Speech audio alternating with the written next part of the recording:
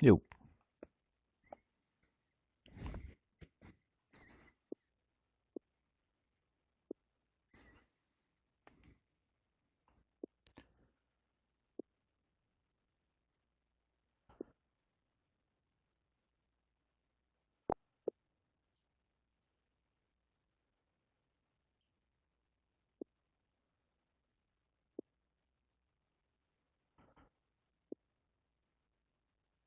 Did it switch?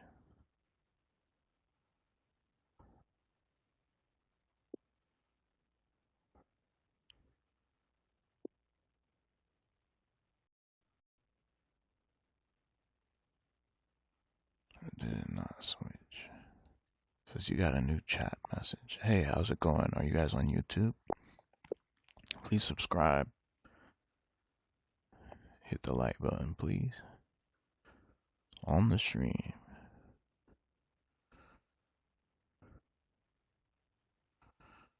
There we go. There's the message that's supposed to show.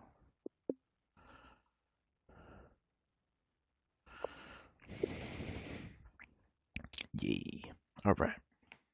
So, what do you want to do? Call of Duty? Fortnite? VR chat. Yeah, VR chat. Yeah, Sersky. VR chat. What is the one that I was in yesterday? Let me join. I got you. If you're gonna join, you're gonna have to download Xbox app too. Do you have like a controller, Xbox controller or a PlayStation controller? Because the purpose of it is I'm gonna play Fortnite right now, so I'm using it.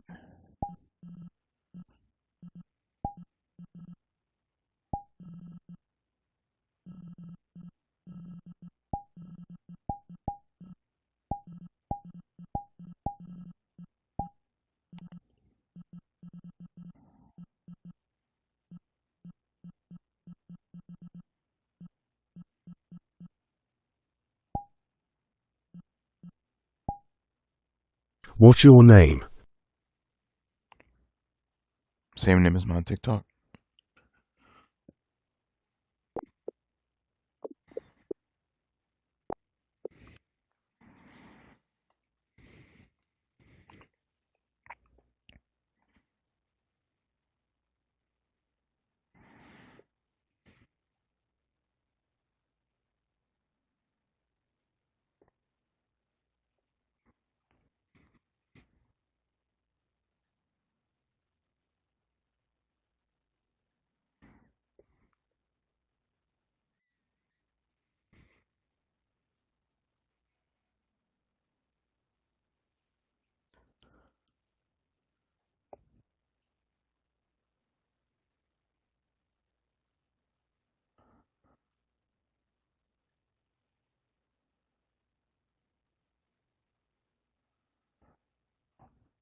One second, I'm trying to get to a certain spot, and then I'm gonna put the game, and then I'm gonna look at the chats like YouTube, and I think I'm gonna go on live on the Purple app too. Oh shit!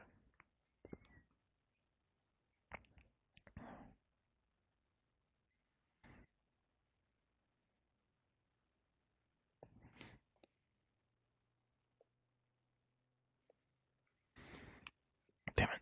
I don't think I can get up here. I'm trying to get up there. I mean, I can.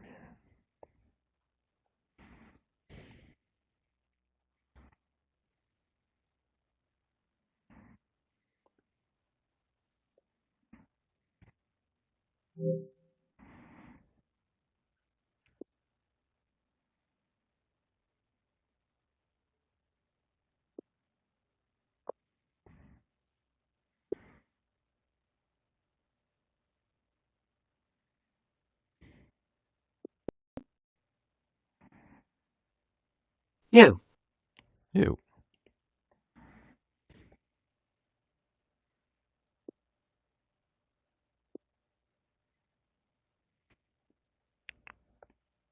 If you follow me, you better like my video. Thanks How for are the you doing, man? follow. Yo, Tech Area, how's it going, bro? What's up? How you doing, man?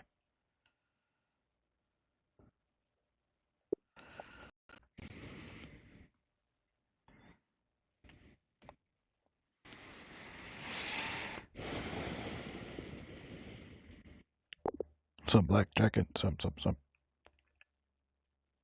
5, thanks for the likes, and thank you to whoever just followed me, too. I appreciate that very much. Thank you.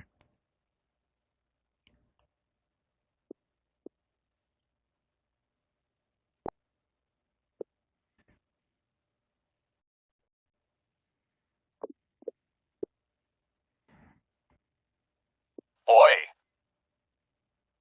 Oi, oi.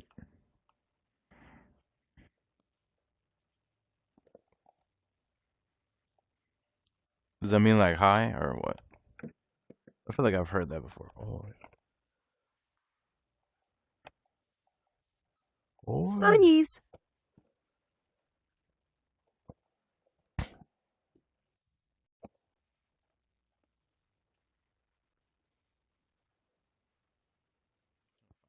Xbox. Oily black daggers.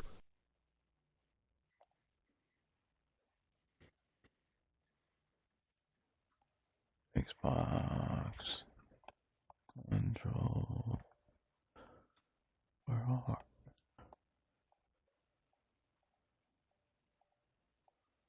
Jubilee, you know where my aim is? I don't speak English. I speak Spanish. Oh, español.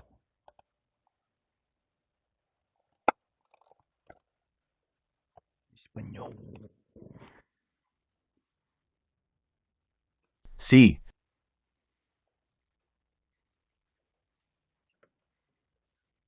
I think I might have a snake in my room. Believe it or not. Because I saw a snake the other day that charged at me, and then last night I heard something under my bed. No bullshit. What are the translator's uses? I am on the battle bus with you. Fritty say no berry crunchy Spagnolo. Where did I have it set up at? Where was I? I have to go to the same spot that I was at so that I can.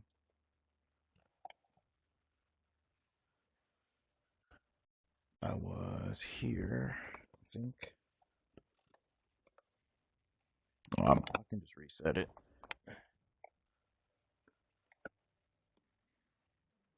That's what I'll end up doing is resetting it.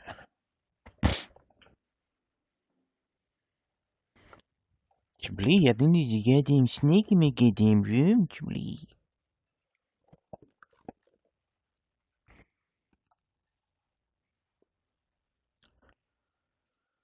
When I talk like that, I'm talking to my dog. I'll be talking to my dog like that. Like, I think there's a snake in my room, and I'm like, her name's Jubilee. I'm like, I think there's a goddamn snake in my room, Jubilee. And she don't know what the hell I'm saying. And it's just like, funny.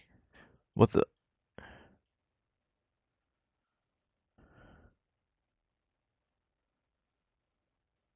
What the hell?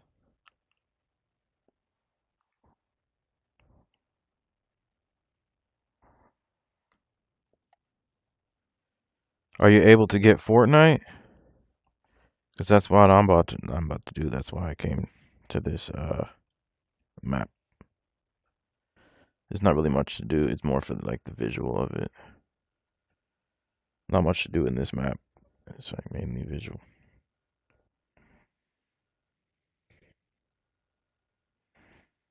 You can use it like as an environment, basically. I'm probably just gonna make this. Yeah, I'm gonna make this the home for when I load up into VR chat. It'll just send me here.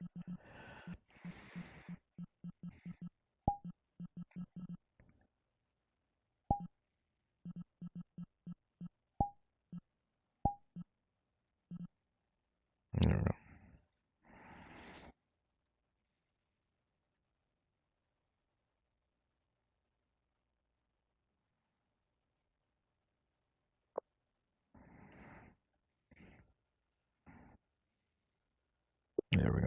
Snowball. Snowball.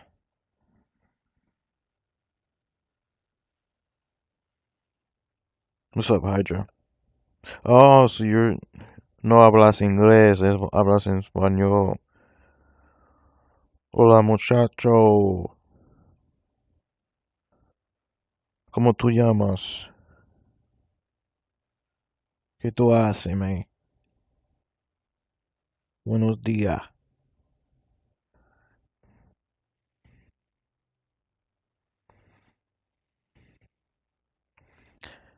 ¿Qué Meta Horizon? ¿Qué tú,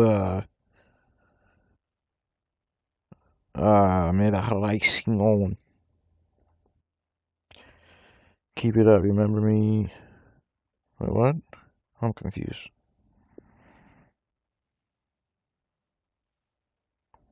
You're on the battle bus? Oh, so that's you. Got it. Do you have Fortnite or not? That's what I'm finna do. Play Fortnite.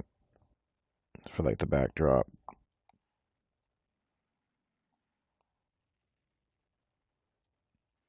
Since Meta want to take away the custom rooms, we gotta do shit like this. Which Yo. is fine.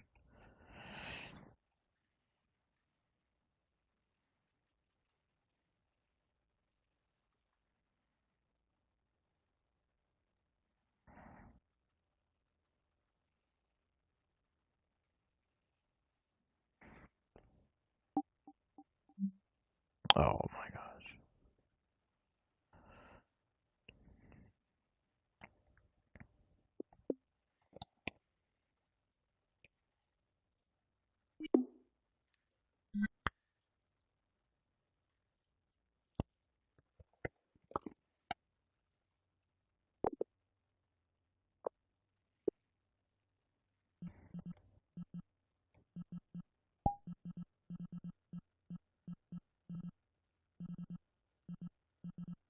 Why did I still hear it? I'm so confused.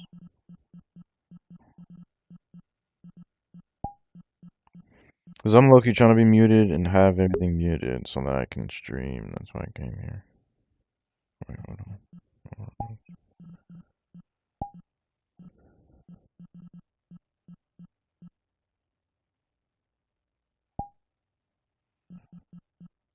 Game name?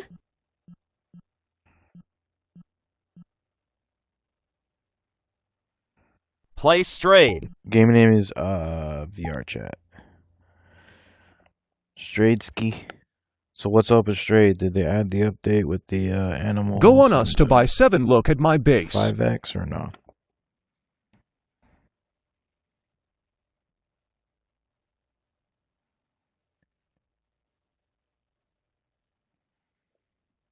It's me, Bot. Yo, what's up, yo? Um, nice. Okay.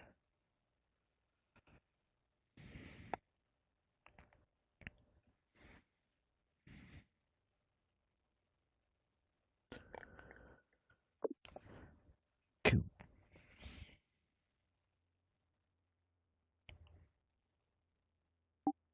He said PVPBOT.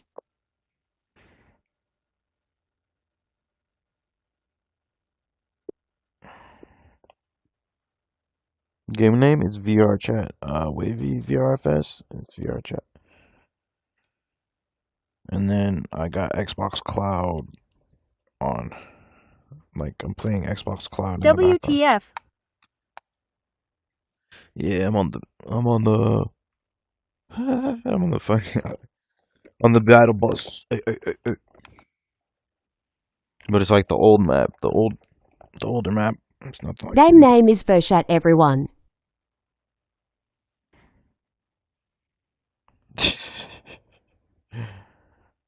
Everybody, it's VR Chat. He's not saying it. I said it already. Not kidding.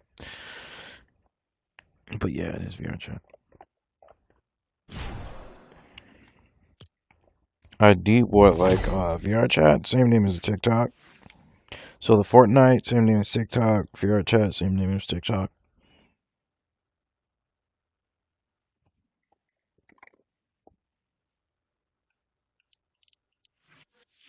Fortnite. Fortnite, yeah. Same name as my tiki.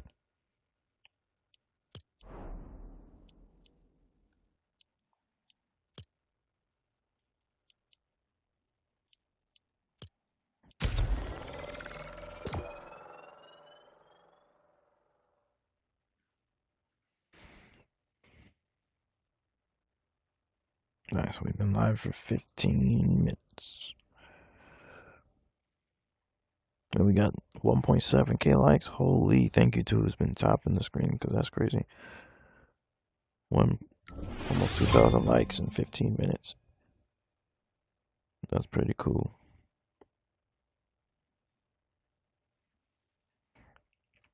What does that really mean? It means that people are like watching your stream, you know?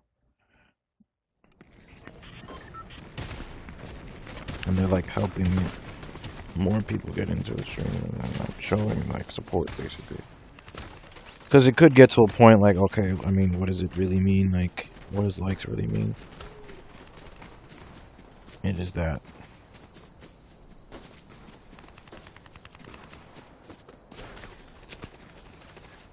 Hold on.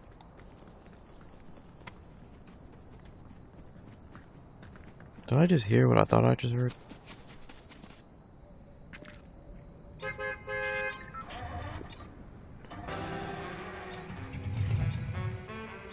I just heard a bird that sounded like they said the N-word.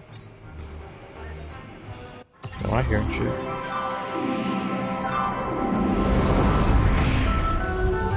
Oh yeah, where's the YouTube?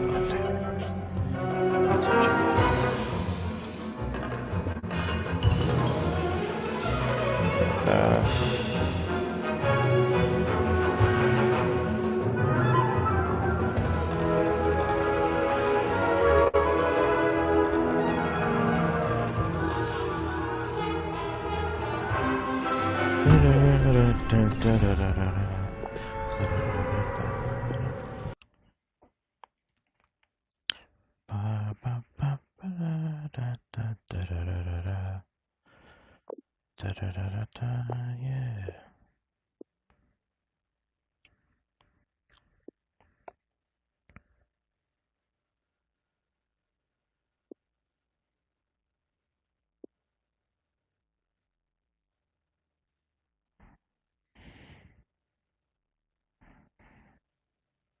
What's up, Orange? How's it go? How's it goes it?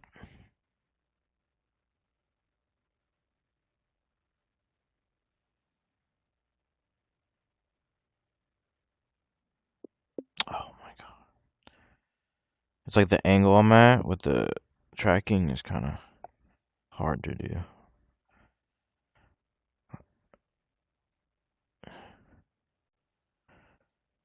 And now it's... No.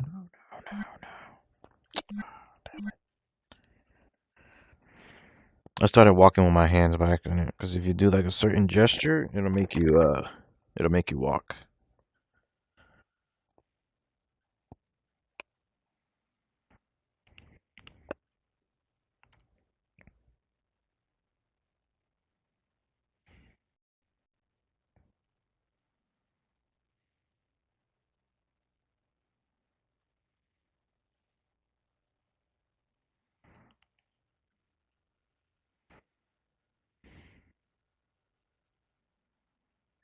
If you follow me, you better like my video.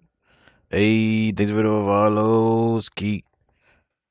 Hey man, if you follow me, better like my video, please.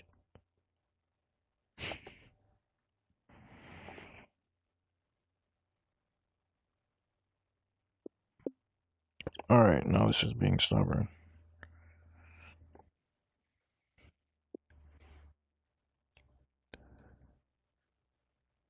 Saying VR, what's up?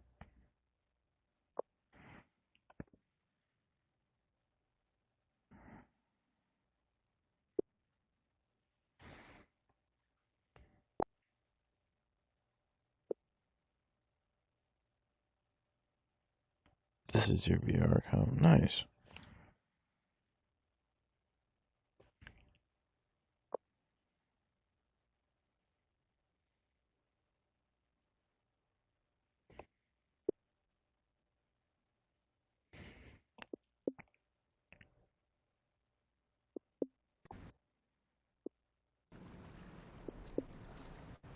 Darn it. So I guess I can only have 3. That's okay. But I'll have the TikTok too.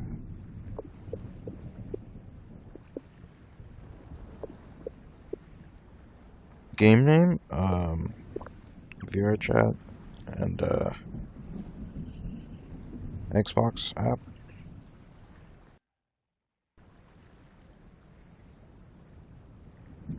Alright, now I just hope, yeah. I might have to turn off hand tracking because it kind of like gets in the way of it. Hand tracking in VR chat, at least, I should say.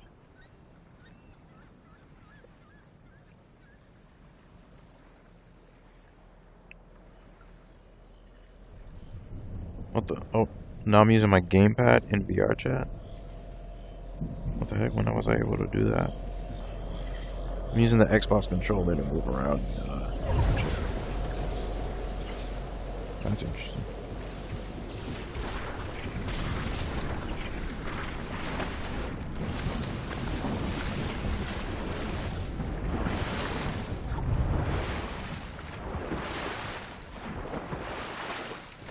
What's the MPS? What's the megabytes per second? That I don't know. Oh, it's 60 frames per second, but mega bits per second, I don't know that. What's up, Emmett? How's it going?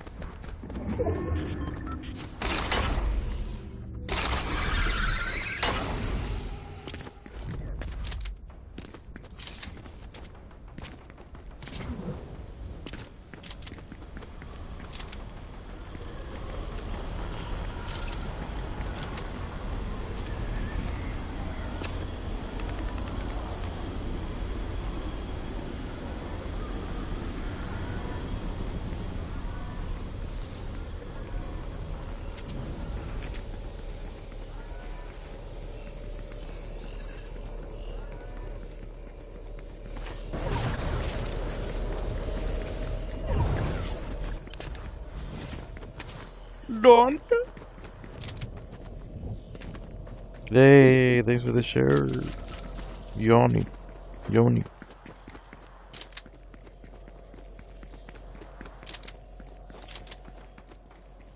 What's up, Shark? How's it going? How's it going?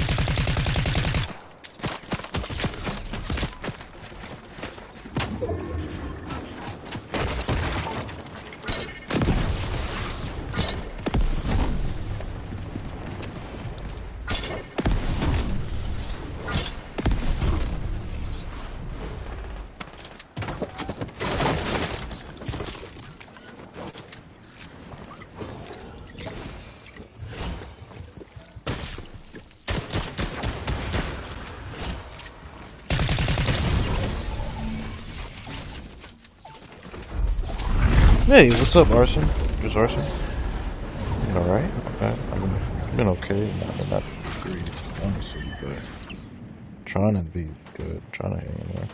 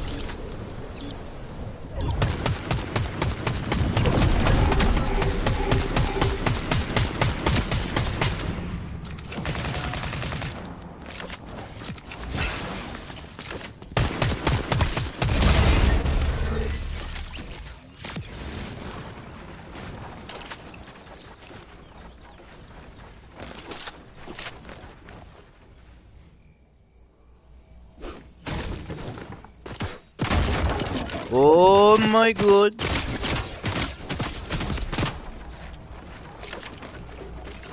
Oh, nice. Thanks for the road, bro.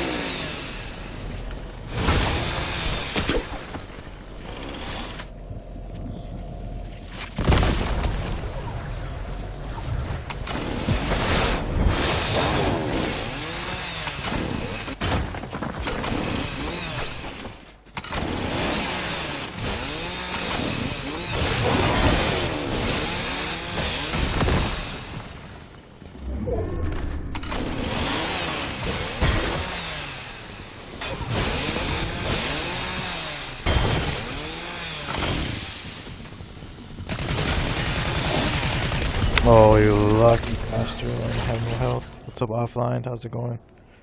Long time no see, brother.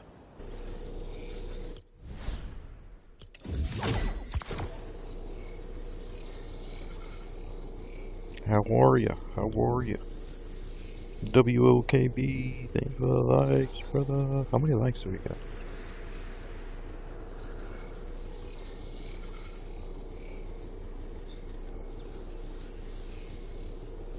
Good, you? Pretty good, pretty good. Just been promoting this VR game for the last couple weeks.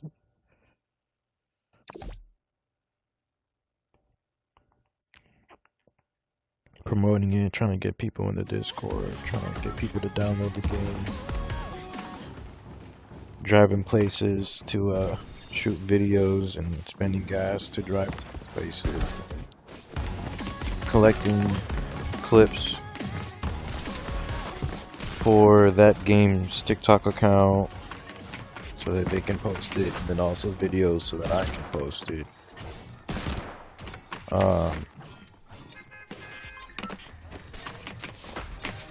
You know, doing meetings with people that are in Discord calls. I've done that. At least 8 Discord meetings with people. And then having them go.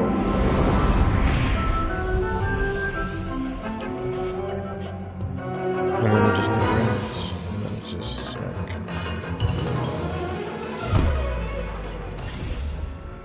How are you playing Fortnite? How are you playing, bro?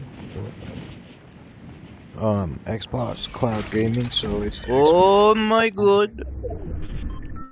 Pistachio, thanks for the bro.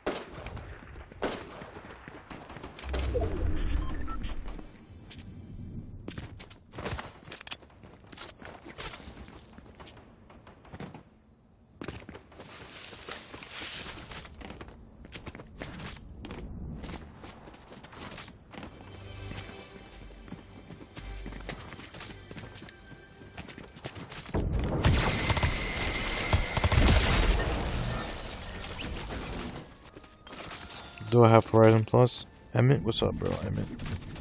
I don't have Horizon Plus at the moment. But eventually, like soon I'll get it. When I feel like I need to get it, I'll get it. I don't really like need to get it right now.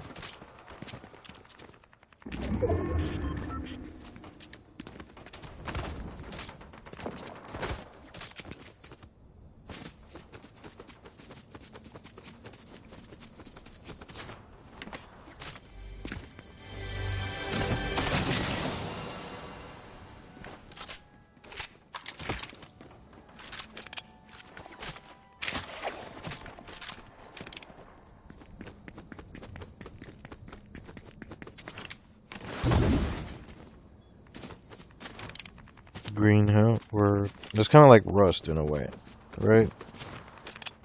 I've seen people like stream it before. You got Rust, you got Grim, and then Green Hell. It's kind of like that. I don't really like the name of it, but yeah.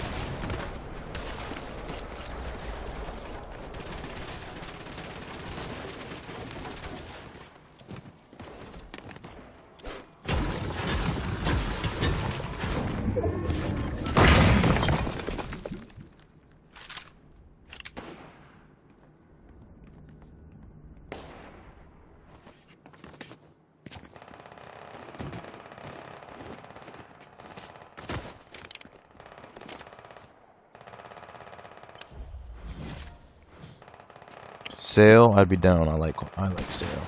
I'd be down to do sail.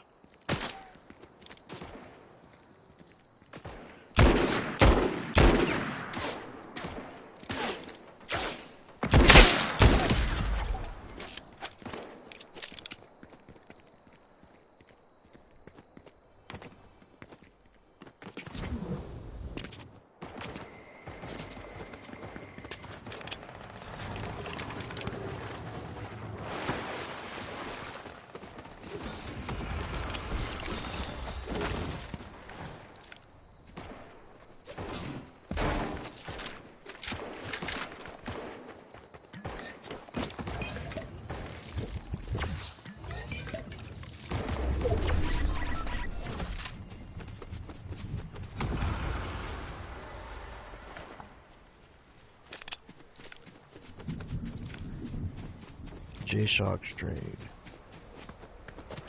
Why y'all in Strayed be just taking everybody's name? They'll literally just copy somebody's name and then just use it as their fucking VR name. Just makes no sense, bro.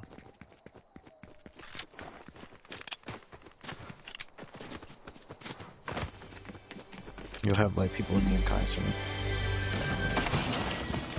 Who cares, right? It's none of my business. I've had people Zen Dragon and then people acting like me and shit.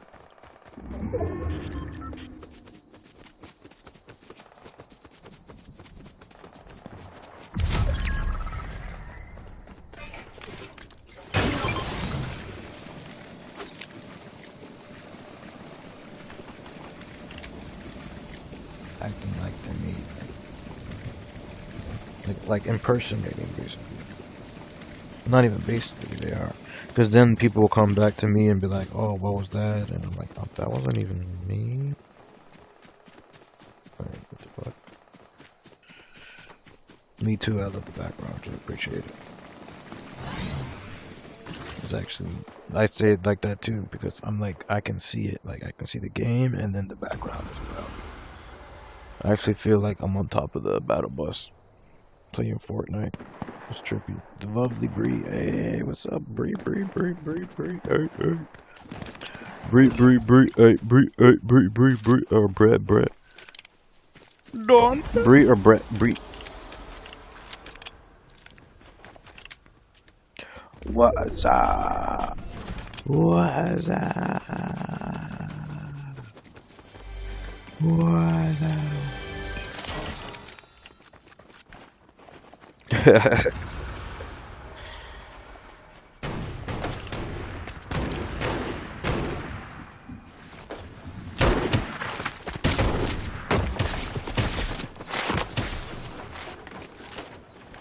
Don't. Oh my god, yeah. Bree. I know I don't know you that much, but thank you for that. Love you for that. Love you. The reason I say I don't know you that much, because love you for that. Love you, the lovely Bree. Love you, lovely Bree. Thank you so much for that. Wow. She said a fucking hand. No. W's in the chat.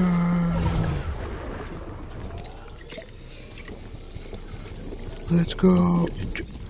Yo, thanks, man. Yeah, I appreciate the support, man.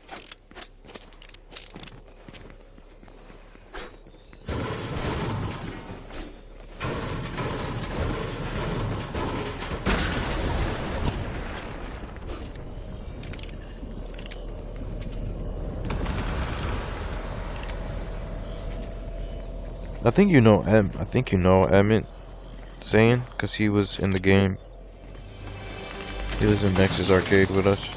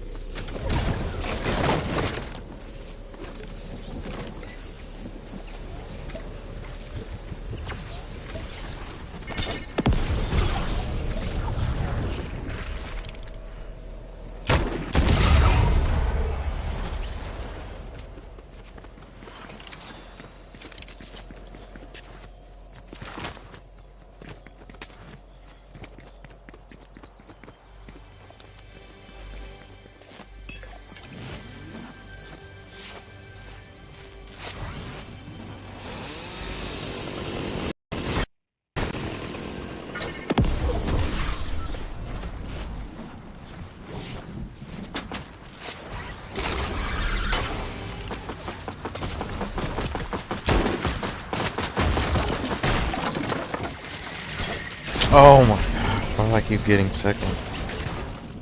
So annoying.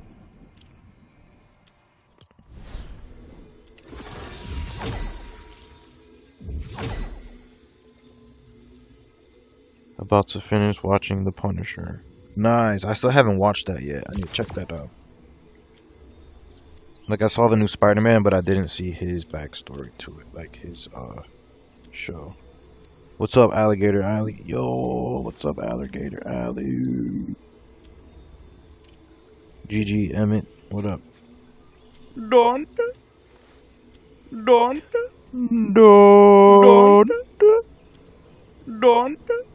Hey, thanks for the dons. For the dons. What's up, Beamer? I still got you with the account. Just give me a second. Like, not like a second, but like, us. I got you. I didn't forget, is what I'm saying.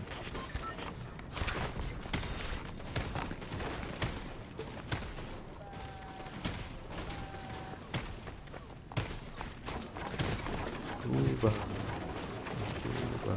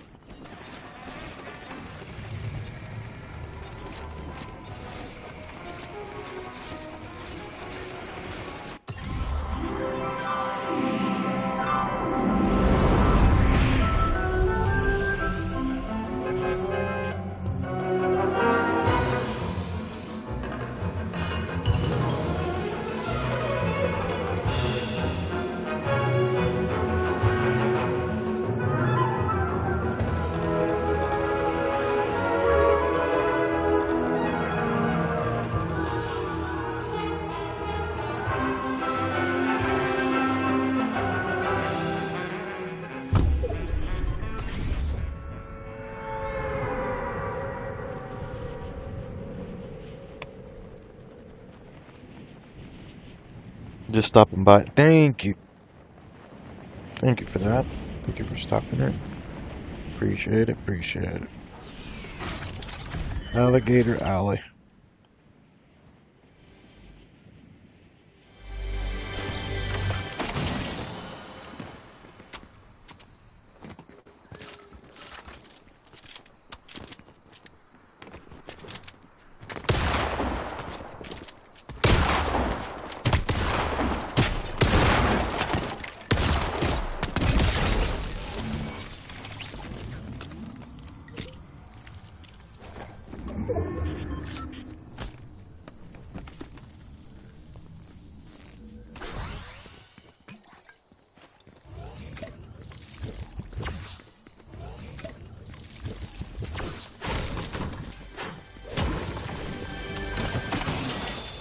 Meta Quest 3. It's the Quest 3S.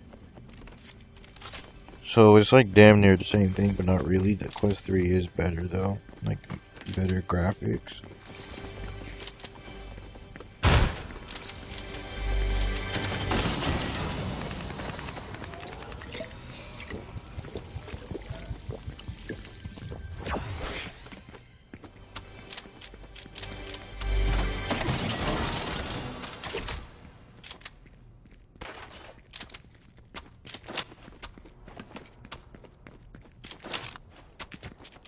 What's up, Frozen?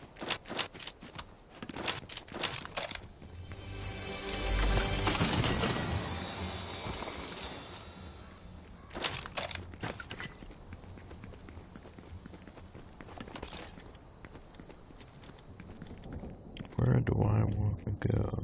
Over there. Oh, I see somebody over there.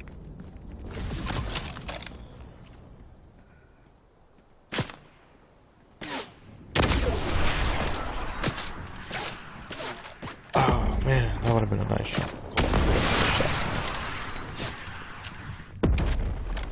That should have hit. There we go.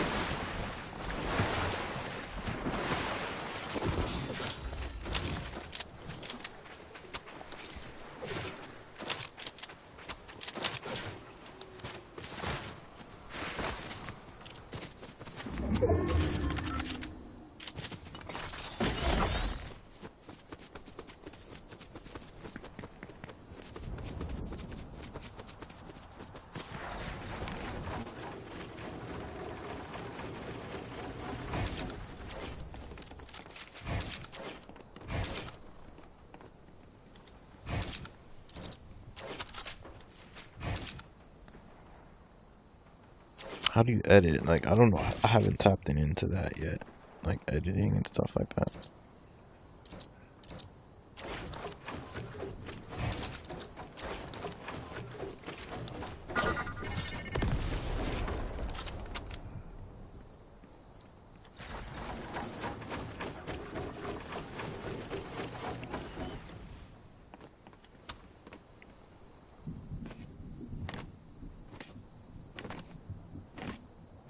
What the logo in the lobby? What logo?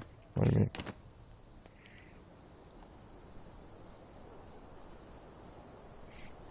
What the logo in the lobby?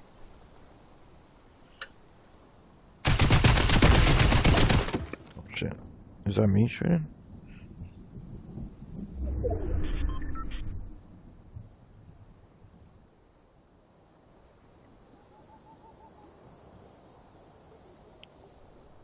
I need some caffeine. I feel tired.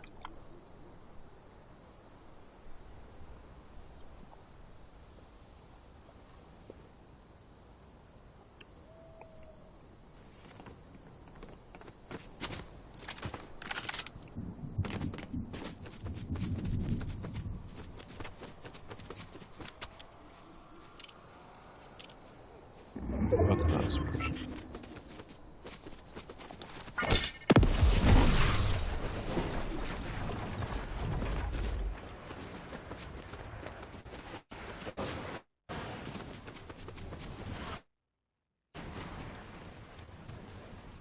Damn.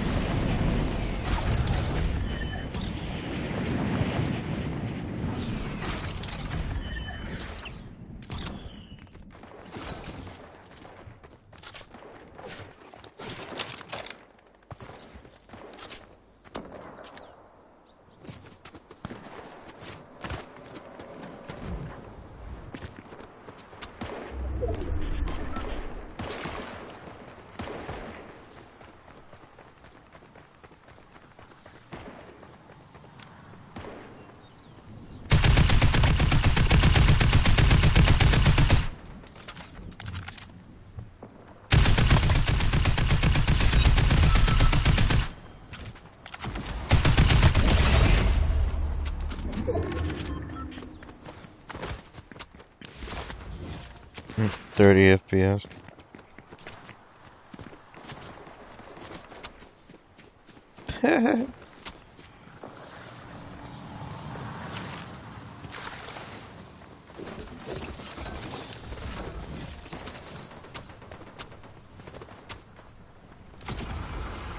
Damn, there's no rocket or missile things, missiles.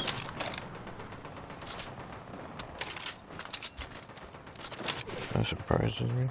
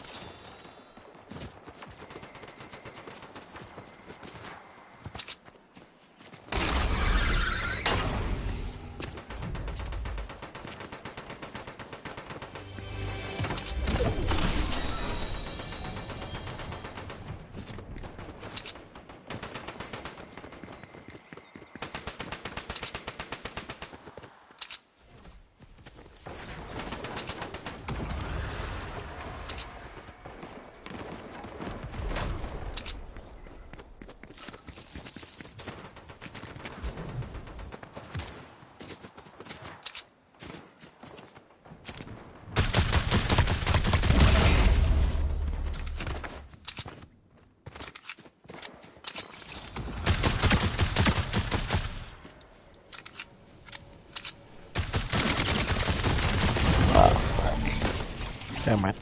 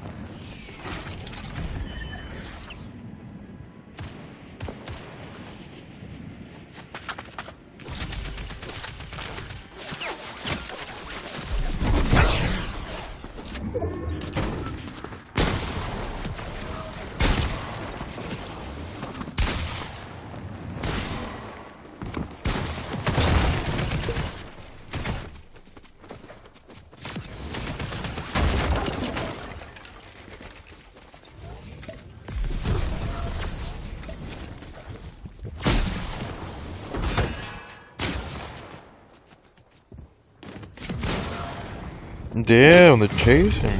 What the fuck? Fuck off.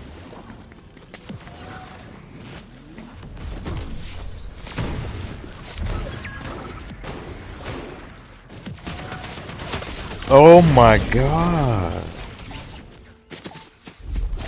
Why you gotta chase me all the way? Fuck. They want that just killed.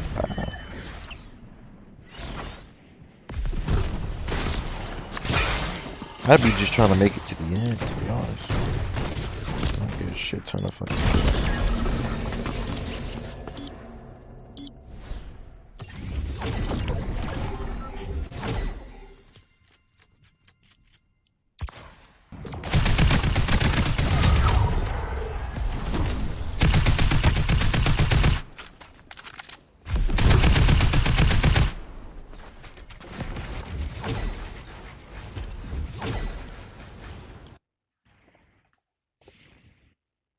Alright, I'm gonna eat something.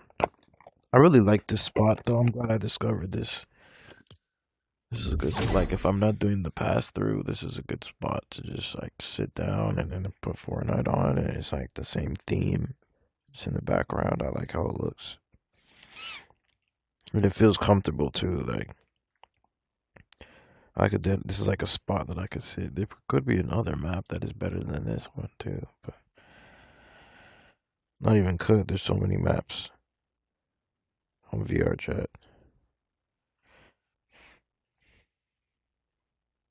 Anyway, I'm gonna eat something, but I'm gonna stay live.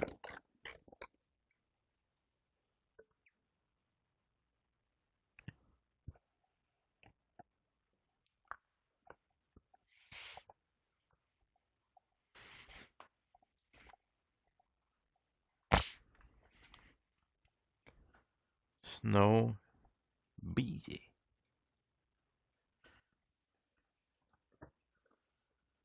Snow Beezies.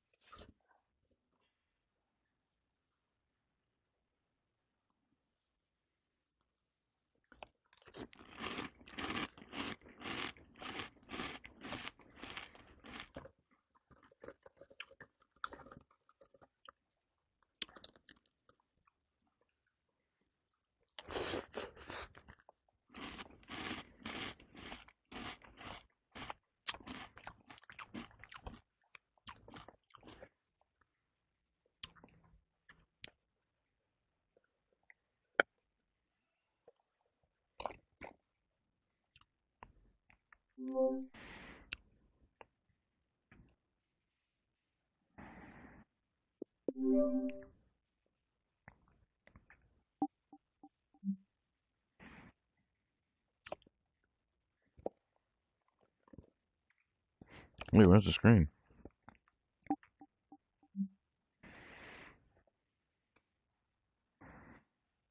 Well, I think I have to.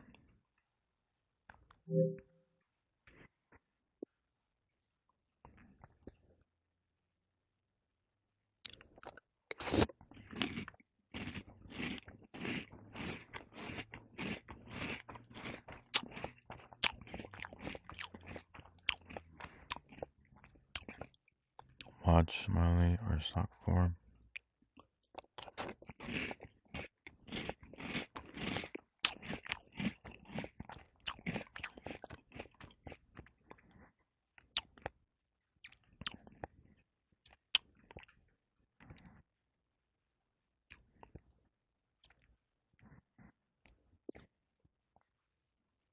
If you want a professional looking live stream without needing an entire production team, you need to start using Restream. From product launches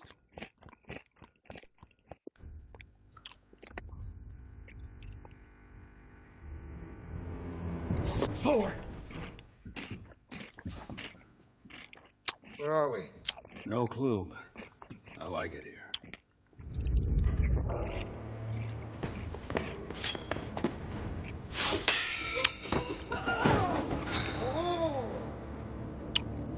Ain't nobody want a face reveal.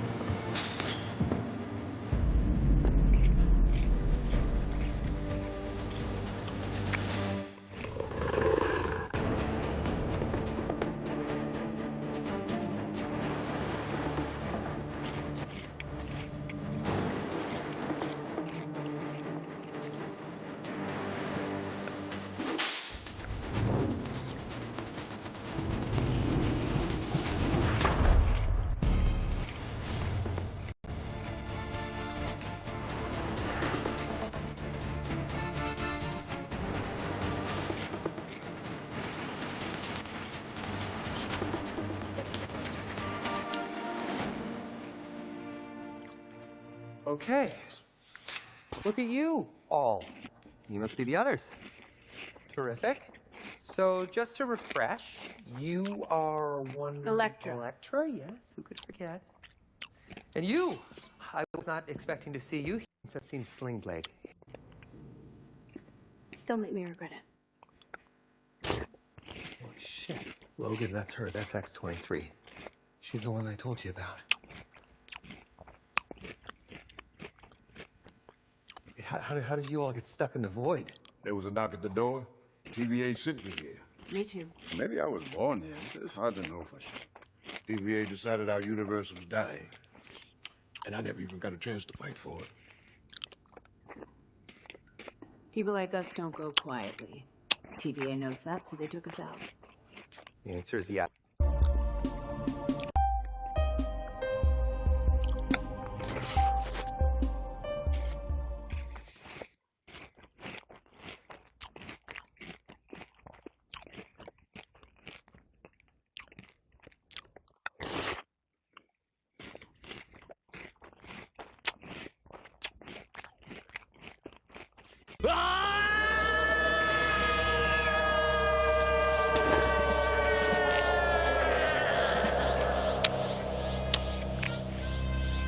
Bro, this shit's so good.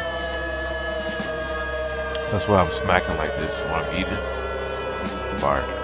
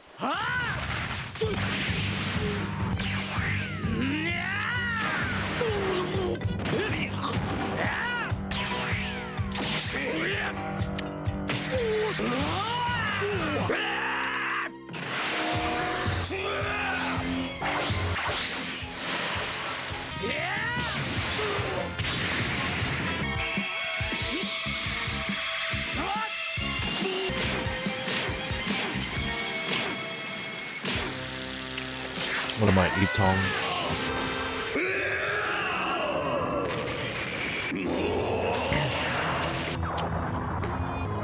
Well, for now, I'm eating some cereal. Basically like a snack. やはりこの程度か。俺はスーパーベジータだ。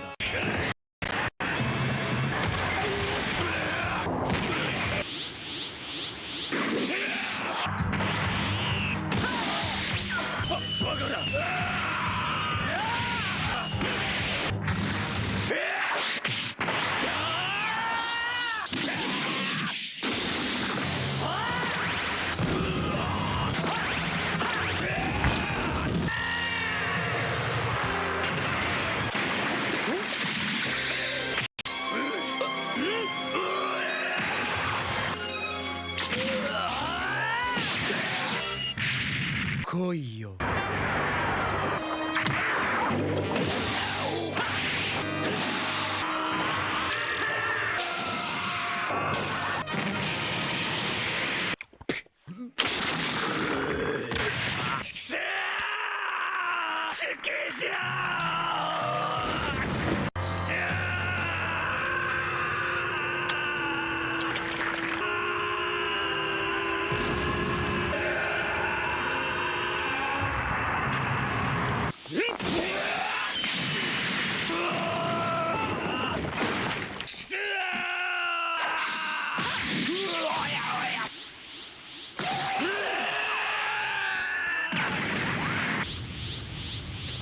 間違いなく勝てるぞ。その程度ならな。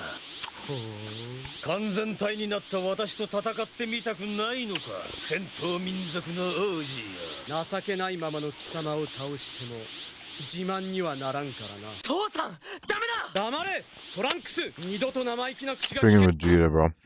What if you could make a song using only your voice? He could have Let's just start with the beat drums. Cell just right then and there, and then he's Like, trying to make hit. him power up. He can print the ball. 完全体にはさせんぞ。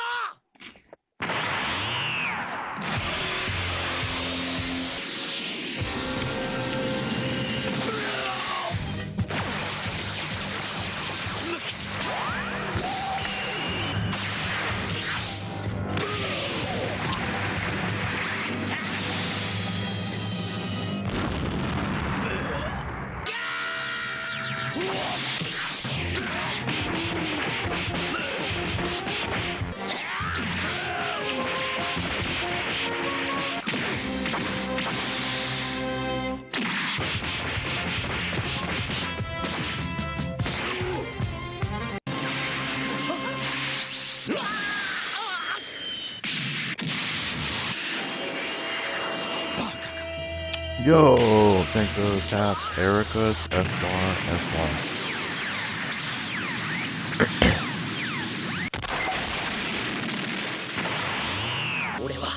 Thanks for the taps reminding me that I'm still alive. 父さんを倒しても。俺を倒すとバカな。貴様に父親が攻撃できるとは思えんがな。撃てるもんなら撃ってみろ。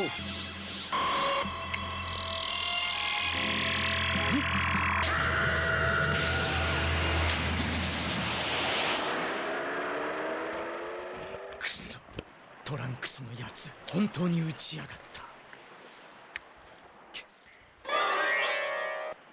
あのクソガキめが。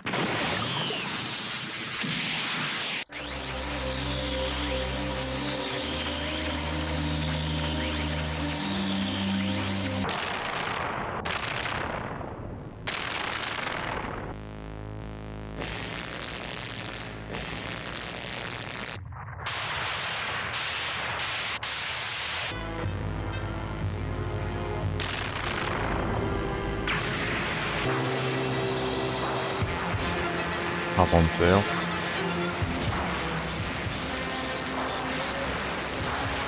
Probably go on sale. I'll try it.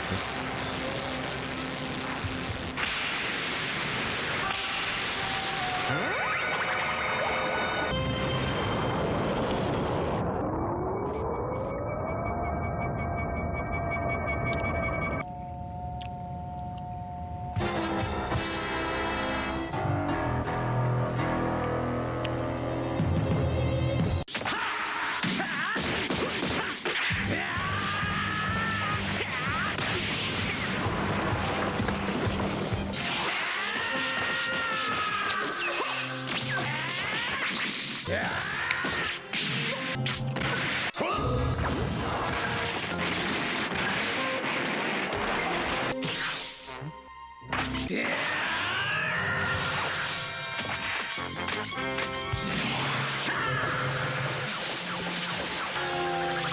げられんぞ。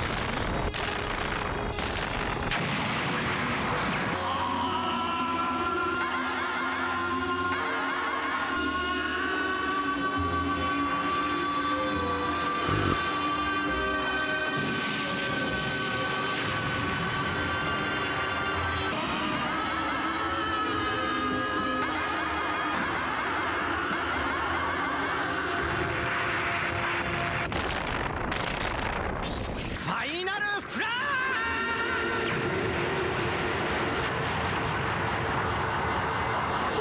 シュ！しまった。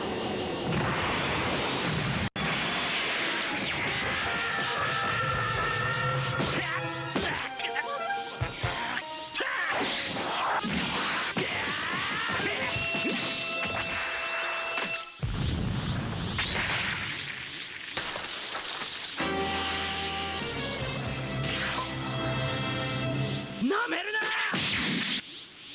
何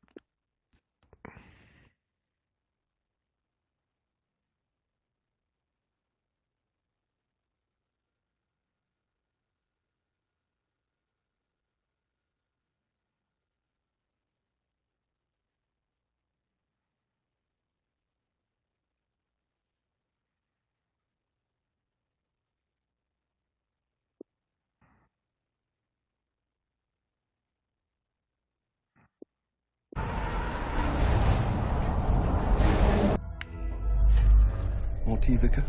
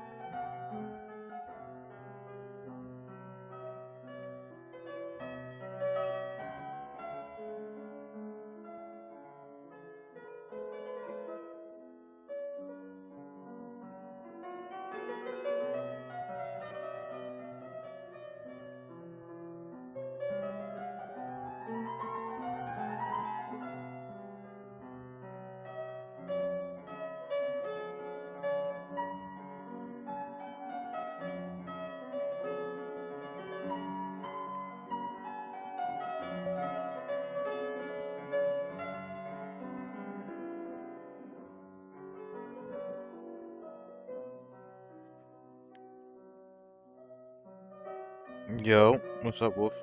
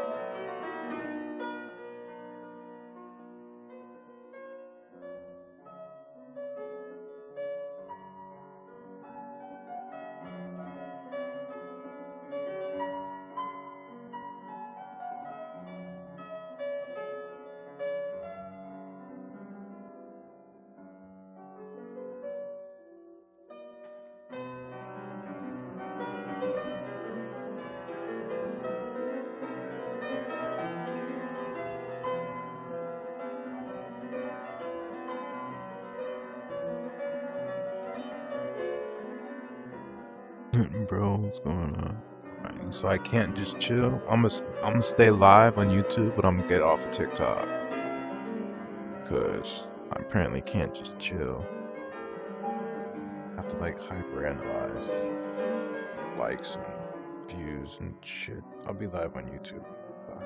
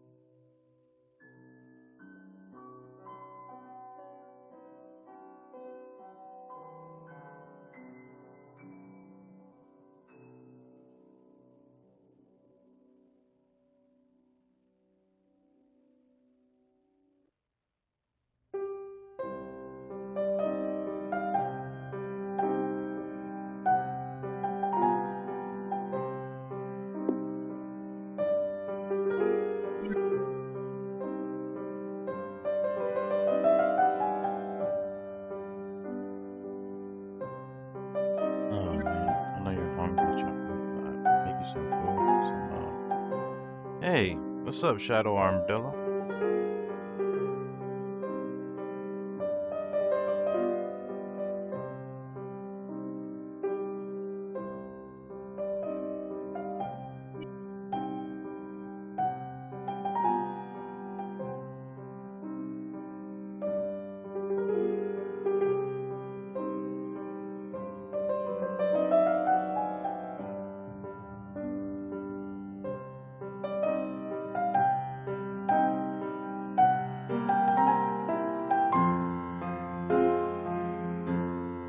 Emmett, what's up, Emmett? How are you?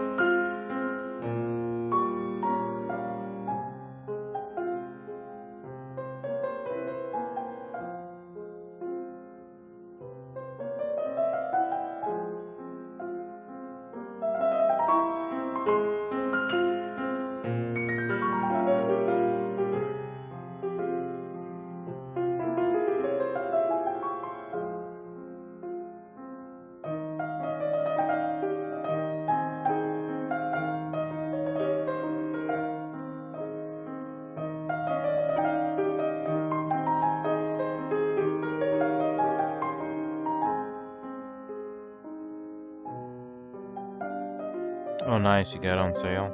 Yeah, I don't think I'm kind of just chilling right now. That's why I'm on YouTube. I just want to vibe out.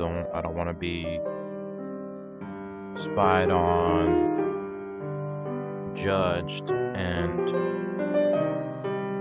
analyzed and analytical shit. I just want to just do me like I've always done and not deal with bullshit. People trying to use me and stuff like that. That's how I feel. I feel used.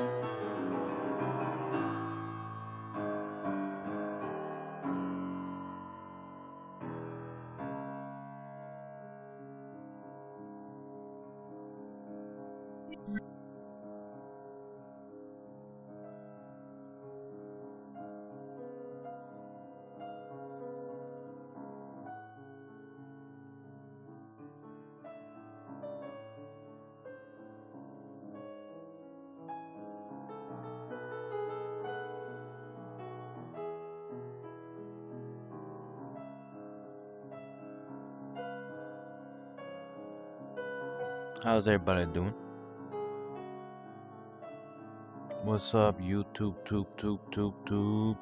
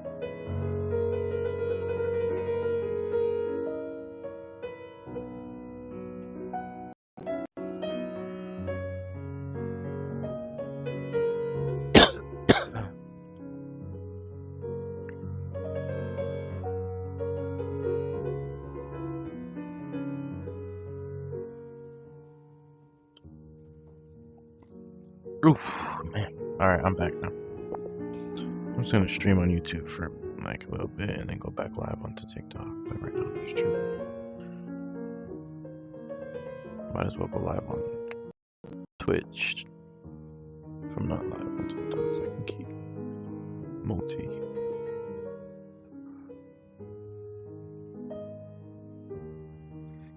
Let me get out of viewer chat real quick.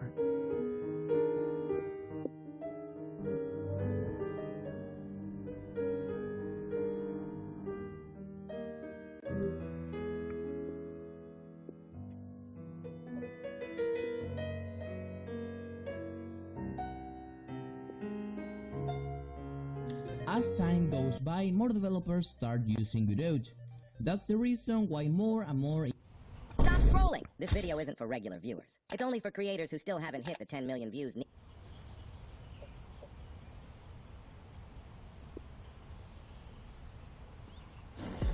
Hello, I got places to be. What if I'll tell you you can generate any kind of 3D models using just a single text prompt? Well, in this video, we're actually going to do this using Hi3D. This website can generate high quality 3D models in just a single click. And I'm going to run a comparison between Hi3D and survive dangerous obstacles in your quest for answers and meaning. Embark on a mystic and profound journey as Quetzal, one of the last remnants of the Midverse. Quetzal's journey will be a rich yet painful experience that not only help restore the balance of nature, but make them come to terms with their heritage and place in the world. Turn adversity into advantage by understanding the potential and beneficial nature of obstacles and enemies' behaviors. After losing a baguette in her house, Gorgura and her time-traveling detective companion Amelia Watson leap back in time to find it. But things go wrong, as all time travel stories do, leaving Gura alone in unfamiliar territory. Help Gura jump through levels and fight unique enemies in this interdimensional time-traveling action platforming adventure. Enjoy a comedic storyline featuring a collection of cute characters and a fun to execute fluid platforming mechanics. Also, you will be able to use a simple and effective combat system with great enemies and bosses. Finally, delight yourself with 7 unique areas, each with a colorful, unique style. You're not prepared to deal with the truth, are you? A mysterious golden letter is sent to a select number of people whose contents are unknown. Project Cat is a story-based puzzle game where each puzzle has multiple solutions and outcomes. There is always another way. The game is playable in about 55 minutes and contains multiple endings depending on your actions. This is a prologue to Paper Lily, the full game currently in development, but it's also a standalone story that can be enjoyed on its own. You will have endless fun thanks to the multiple ways of solving puzzles, exploration of the school after dark, and mini games where you push desks around and pick locks. The game puts you in the shoes of Cardboard, a high-tech cardboard robot with access to a mysterious dungeon system in their basement, where they collect items to later on sell to traders. You have to negotiate for the best price when selling the dungeon items to NPCs. Look after your shop in a sci-fi cardboard universe. Go on dungeon runs to collect rare items and negotiate their price with traders. Meet security robots that try to stop you, bosses, and unique types of rooms. Grow stronger and become the top trader in the town of neon lights and cardboard robots. Find, collect, and send home the items you come across in the dungeon. Fight and defeat enemies to grow stronger. Every room has its usefulness, and having enough currency allows you to make the most out of it. Put items in their slots, open your shop, and get ready to negotiate. Observe the stats of your customers and go for the best price you can get. In Rhoda, gravity bends beneath your feet. Move blocks and twist gravity to solve puzzles. Collect all 50 gems and explore 8 vibrant worlds. Rotate gravity as you walk over the edge. Push, pull, and rotate gravity blocks to pass the stage and solve puzzles. Collect all 50 gems to unlock doors and explore 8 vibrant worlds. Listen to an original ambient soundtrack that will keep you relaxed while solving challenging puzzles. Finally, watch out for spikes. So, these are 5 phenomenal video games that will influence your game dev journey. You can vote for your favorite by commenting the game's number down below.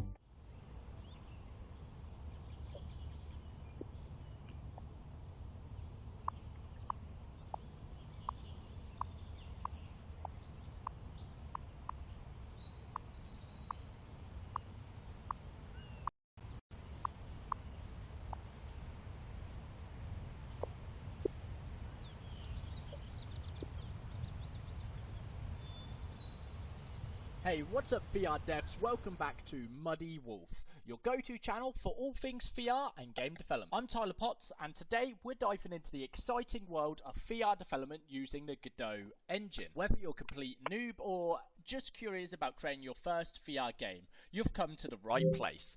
We're keeping things simple, and let's get into our VR development for dummies with Godot. First things first, you'll need to download Godot. Head over to godotengine.org and grab the latest stable version. It's open source and lightweight, so it's perfect for beginners. Once you've installed it, fire up Godot and create a new project. VR development can feel overwhelming, but luckily some of our friends over at Godot have made an asset or an add-on for Godot that helps with VR. So let's actually go and set that up. So first things first, we want to head over to project settings, head down to VR or XR, select OpenXR and select M.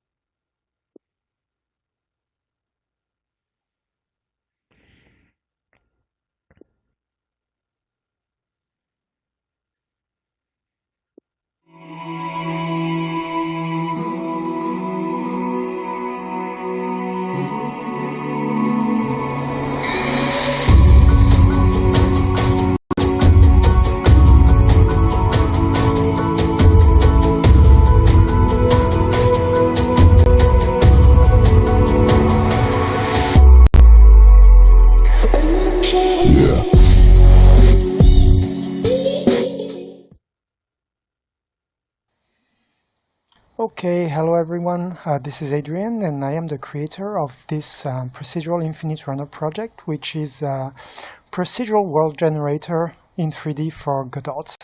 And I wanted to do this little video to introduce a little bit the project, give a quick overview of all the features as they stand right now, because I have actually updated it a lot since I first posted it.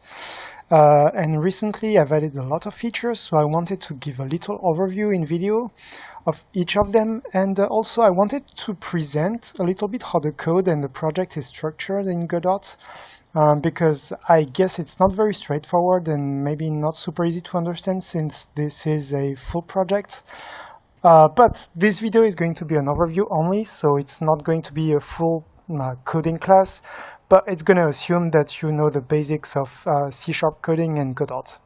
So, as its name says, it's a random world generator which can generate a terrain to infinity at complete random, including the terrain, the objects you can see on the map, the water logic, and all the stuff like that. Even the clouds now, which from the latest updates, are also randomly generated.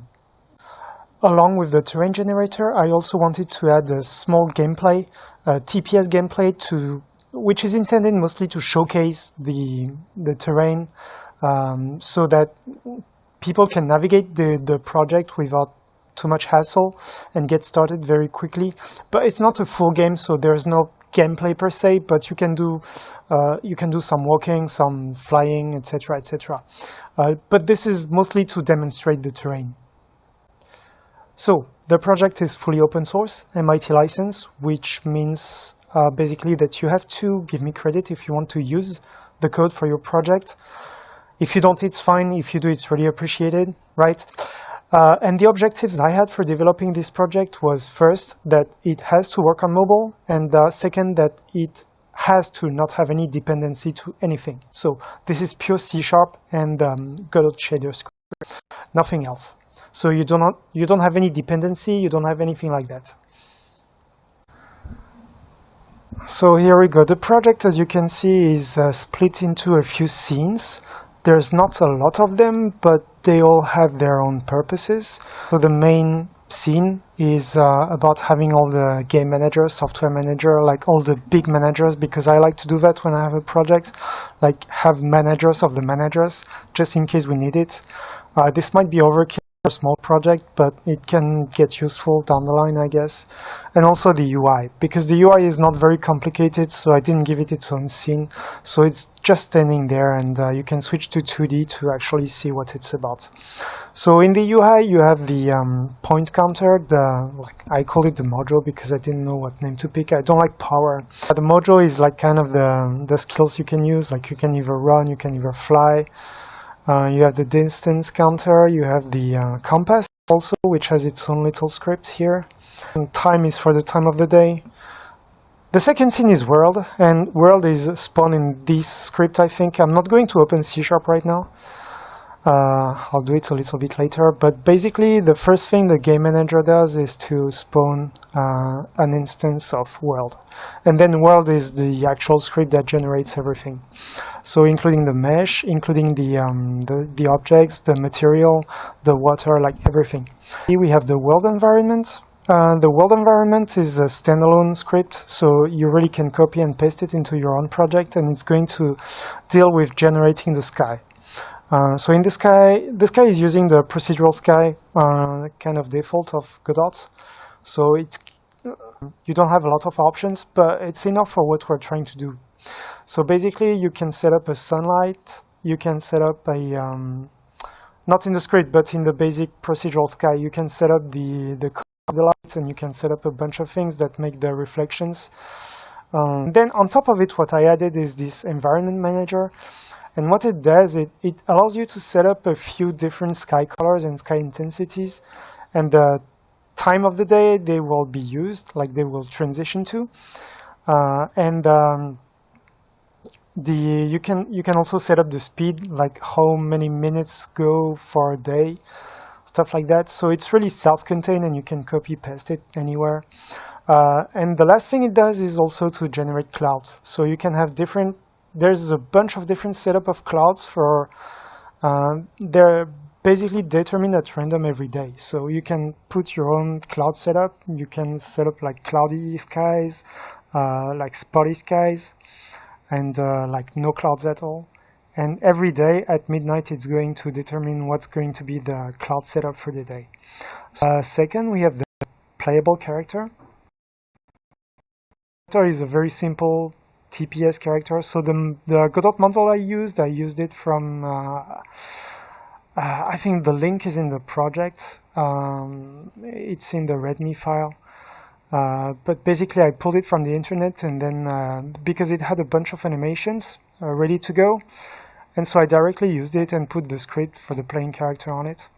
Since it's a TPS view, this is also where you find the camera that's going to follow the character. So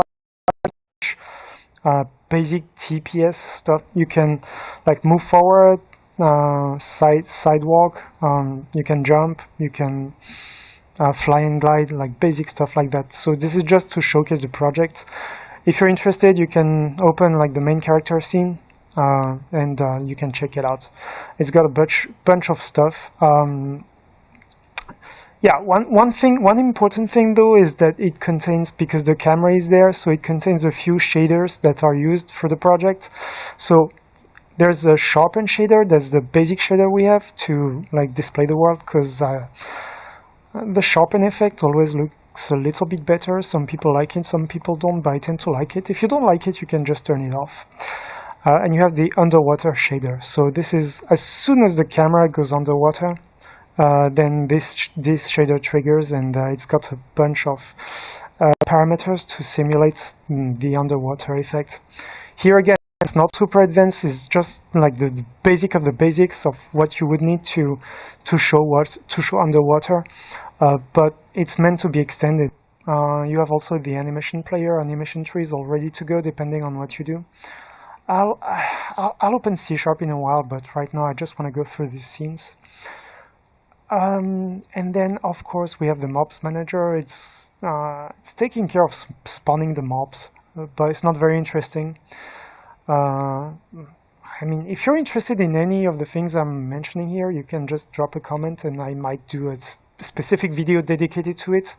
I'm putting a lot of effort into commenting better the code and making it a little bit cleaner and easier to understand, but it's still gonna take time, right? Okay, so we have the most important thing, the terrain manager, which is where everything is done.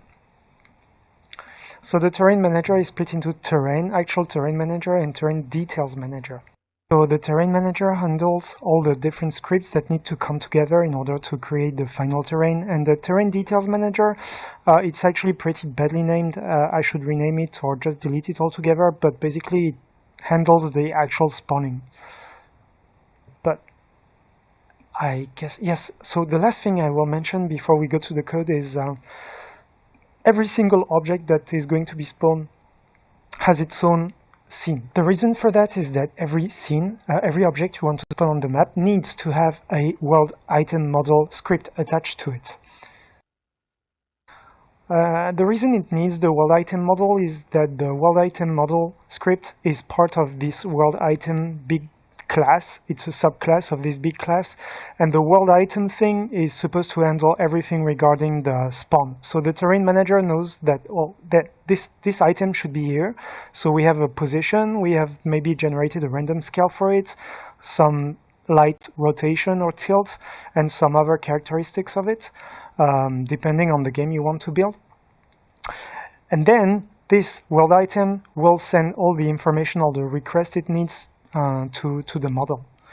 You also have like a base shell function in case the LOD is changed, and a bunch of things like that. So it's important for any random generated object to have this world item model. There's a bunch of different scripts that are all working together in order to create the final landscape. So you have, for example, the map generator, the mesh generator, the noise, the terrain chunk, and other scripts that are all combined together in order to create the final terrain, the final landscape you can see. So if you want to know about their different roles, there is a comment in the beginning of each script, or you can ask me, or you can simply watch the code and try to figure it out. So there's a lot of similarities with the original tutorial, but there's also a lot of things that I have changed either to fit the project or to fit Godot. So the terrain manager is designed to run a function every second that will do the following things. So I made a little list so that we don't have to go through the code, because it's better explained in plain English, I think, and it's faster this way. So every second we first determine what chunks do we need to spawn, depending on the location of the player.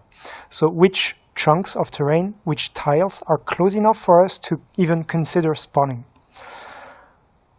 After that, once we have a list of the chunks we need, we generate the noise maps for each chunk. So the noise map is basically a 2D, a flat map with a bunch of elevation data. And then we generate the items depending on another random script. So we don't spawn the items, we just generate them. So we generate their location, we generate a bunch of random data depending on the stuff we set up in the world item. So for example, the rotation, the scale, the things like that. But we don't spawn it yet. Because 3, we actually make the chunk. So we spawn the chunk object. Same chunk is a script, is a C# script that contains all the data of each tile of terrain, including the LOD, the objects, the height map, the water stuff. This is a general container for all this stuff. And then we populate, so we put the noise maps we generated in part 2 into the terrain chunk. Let me write it. .cs. If you want to look for it, it's terrainchunk.cs. All right. Okay. Fourth, we ask the question, what is our LOD, depending on the distance from the player. So do we need a very precise mesh, or do we need a more distant mesh? Or do we actually even need a mesh? And then if we do, we actually ask Godot to make the mesh. Like, there is a whole script that takes care of it. 6, we spawn the items and the water. So this is the most heavy part because it has to actually do instantiation in the engine. And we only spawn the water if required, which means if this tile of terrain actually contains an elevation that is below 0. Otherwise, we don't bother spawning it.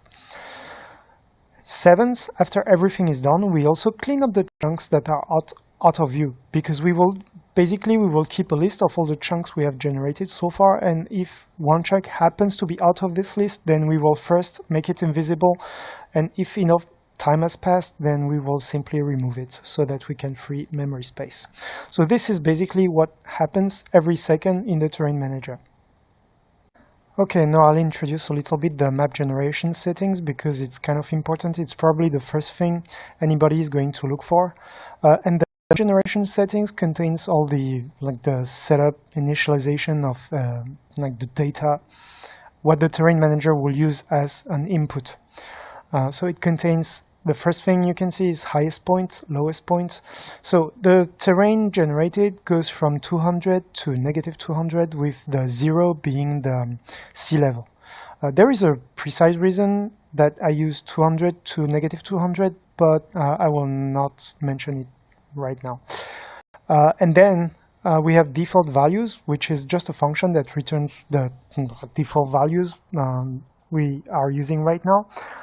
And it does two things because the terrain manager needs two things to start generating the terrain. First, it needs to know what kind of noise we will need. And to do that, we have terrain pass. So terrain pass is basically the noise setup. So it's a bunch of stuff that's like the scale of the noise, the frequency, octave. So these things are just basically it's just how to generate the pertinent noise. And you can actually set up several passes that will be blended together with blend type. So you can mix, you can add, and well, maybe we can expand it to have many more blend types.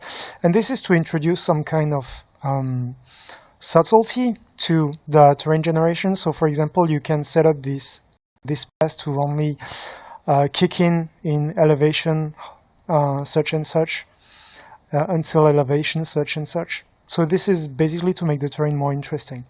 It's still very simple. I guess it could be made more interesting, but for now I guess that's enough. That'll have to do. And yeah, the second part is the world item settings. So all the objects we have, all the meshes we have turned into world item models need their own settings. So this is where we create and set up the settings. So we use the name and the path. So the path is basically the name of the scene, so that Godot knows where to find it. And then we have all the random generation data. So the concentration is how much of this stuff do we want. So concentration 3 is actually a lot. So this is all the trees you can see in the demo. Concentration 3. So this is actually the most I use in this version. You can set up the randomized tilt angle, rotation, set a minimum size, maximum size, etc., etc. So basically, it's all the you declare here all the items you want to be spawned in your map, and then once you have initialized all these world item settings, you put to the natural object container. So natural object is a list. And then the random generator will know to fetch this list and use the concentration value to sprinkle it around the map. So yes, you cannot do it in the editor. The reason is that I just really don't have the time to do a proper plugin thing. So for now, it's only through code that you can do it. But maybe at some point I will do it. But for now, I just don't have the time. So lastly, let's talk a little bit about the terrain and the terrain shader and how it is generated. We use the vertex color data in the mesh we generate to actually determine the different textures we will use. Because in the shader we use for the terrain material, we have actually 3 levels of shaders. We have the dirt, and we have the grass, and we have the sand. So each layer of shader has the albedo material, which is pretty basic, the roughness material, which is also super important, and the normal material. We use the vertex color to do a blend of the 3. We could have 4, we could have 5, but it would increase the complexity and also the complexity of the vertex color generation. So for now, the logic I use to generate the vertex color is everything under elevation 2. So remember how the terrain goes to 200 to negative 200 and 0 is the sea level. Then the sand is generated at roughly elevation 2 or 3 because this is the sea level, right? And for the rest, I generate the grass or the dirt. The dirt being generated exclusively when the terrain is too flat. So anything that's flat will use the dirt and the rest will use the grass. There's no special logic to it. It's just a way to test how everything works. But of course, this is completely customizable depending on what you want. So to simulate the water shader, I used a little trick, which is to basically reuse the height map from the terrain and plug it into the water to tell the water how deep the terrain is down under, so which means how deep the water is. And so we can use this to make a distinction between shallow water and deep water. And this little trick is very good, especially for mobile, because it is very light. So it doesn't need a lot of computations to work. But the limitation is that you cannot move the water, so it's not going to be dynamic. So there's a very simple buoyancy that works with the water and any physics asset you want to use it with. So currently it's only working for crits, but it could be working for any kind of physical asset. It doesn't work with the character though. So the tower is one of the latest addition to the assets I put in the project. The reason is that I wanted an indoor asset just to test and try the transition between different environments.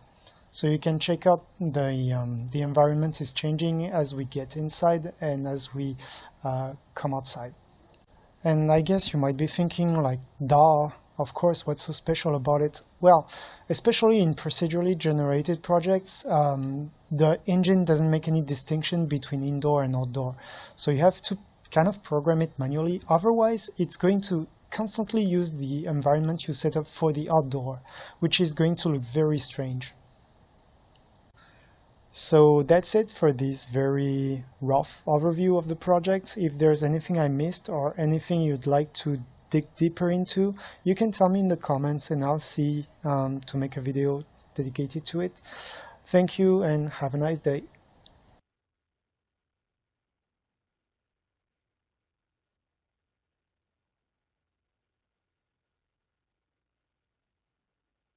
You, just you, building your app on base 44. Describe it. And it's real. One thought leads to more thoughts.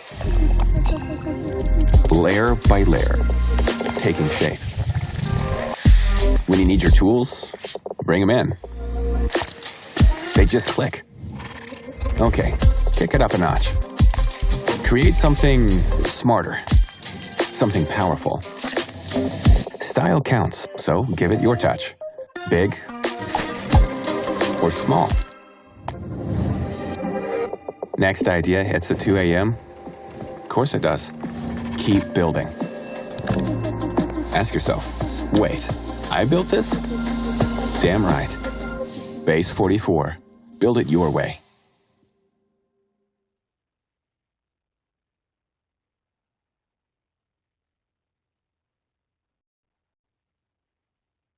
You either spend hours modeling them in Blender. I generated them using Tripo. You can generate a 3D model simply by describing it with text. You can also generate models from images. Just upload a reference image. This is very useful if you already have a concept or reference image and want a quick 3D version for your scene. If you want to try this yourself, you can use my link in the description to sign up on Tripo.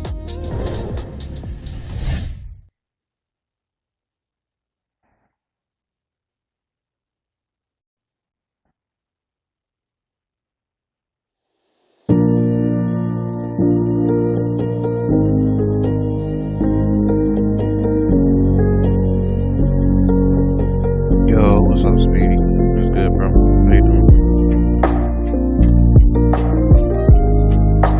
Can't just go watching a video about like basics. There was a lot of that stuff I didn't even know he was talking about, but it was cool too. It's like start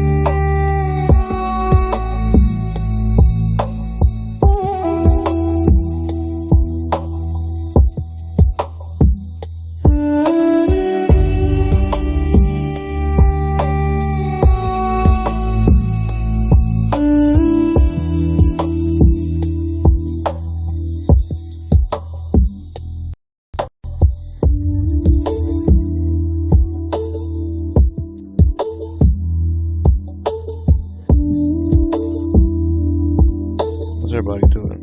There's 4 people in here.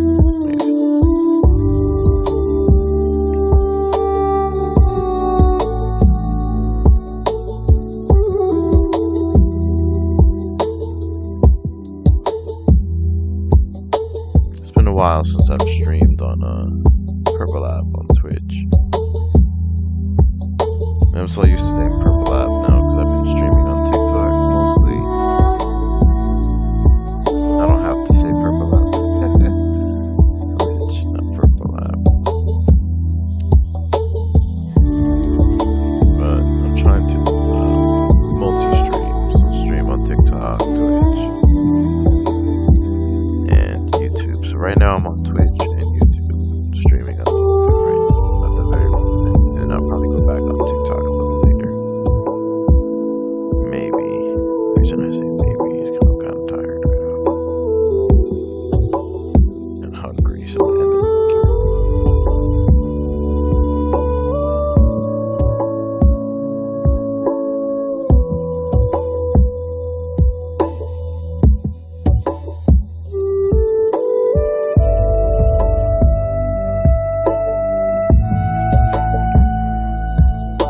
have this program right here. Well, yeah, it's a program you can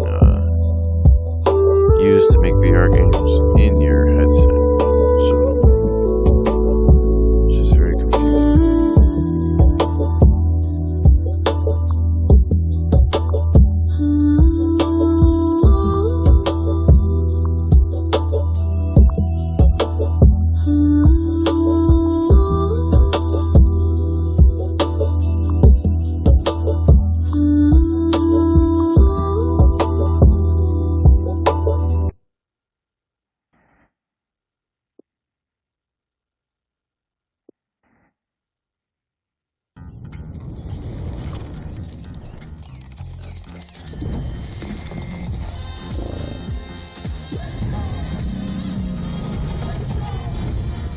What is going on, fellow game developers? My name is Muddy Wolf, and today we are going to be getting set up with a VR project. So what we're going to do in this series is just build simple VR stuff. I'm going to show you a bunch of different VR things, and in this video specifically, we are going to just get ready so you can go into VR, look around, and also move your hands around. So let's go in. So I'm just going to mention I am using the Quest 2. I'm going to be using an Air link to this. And obviously I will also be using the Quest controllers, and yeah, so that's essentially it. So let's start a new project. Let's just go in here, go to game development. Let me create a new folder. I'm going to call this tutorials, and I'm going to create a new folder in here called XR or Godot XR tutorial. Select that folder, and then what I'm going to do is I'm going to select the compatibility. Now, you can use any of these other ones when you're working with VR or XR. However, if you want to support the Quest 2 natively, as well as any native VR experiences, even WebXR, you're going to want to use compatibility. Now, if you're only building for PC VR, you can use Forward Plus or mobile. I recommend using them if you want to make your game look really good. Obviously, it's going to depend on how powerful the PC is, but let's just select compatibility for this tutorial. I'm going to choose no git, and then I'm just going to create and edit. So now the project is open. The first thing we're going to do is create a new 3D scene, and I'm just going to call this main or just main. So this will be our main scene, and we can just save this to our directory, right click it and set it as our main scene. So this will be the scene that loads when we first get started. Now the next thing I want to do is go into our project and project settings. So for VR on Godot or XR in Godot, you want to go down to the XR tab here, select OpenXR, and make sure you turn this on. You will need to save and restart, but we'll come back to that in a second because there's more configuration we need to do first. So the next thing I'm going to do is go over to shaders and just click enable. This will obviously enable our shaders as well. You need this because there's some XR required shaders, or as you can see there's some Godot will compile shaders required for XR. Essentially, you need this on as well to get it to work. Next thing is we can hit save and restart, and now we'll obviously add that, well, set that all up. Now that's all loaded, we actually have to add a script to our main, but before we do that, I'm going to import the XR tools, which are part of the XR package. So if you go over to asset, you want to select XR tools, and you can see here by Mux213, his name is Bastian Olij. I apologize if I got your name wrong there. He has some great tutorials on this on his channel, and I'll link that down below. But here you can see Godot XR tools for Godot. He's the one who actually basically contributes to all the XR stuff inside of Godot. Script to our main, but before we do that, I'm going to project settings. So for VR on Godot or XR in Godot, you want to go down to the XR tab, create and edit. So now the project is open. The first thing we're going to do is create a new 3D scene, and I'm just going to call this main or just main. So this will be our main scene, and we can just save this to our directory, right click it and set it as our main scene. So this will be the scene that loads when we first get started. Now the next thing I want to and edit. So now the project is open. The first thing we're going to do is create a new 3D scene, and I'm just going to call this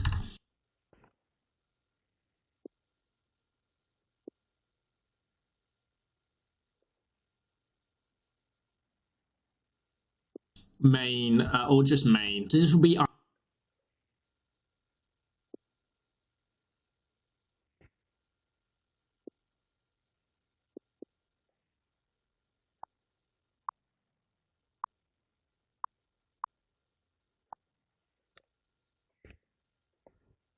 our main scene, and we can just save this to our directory, right click it and set it as our main scene. So this will be the scene that loads when we first get started. Now the next thing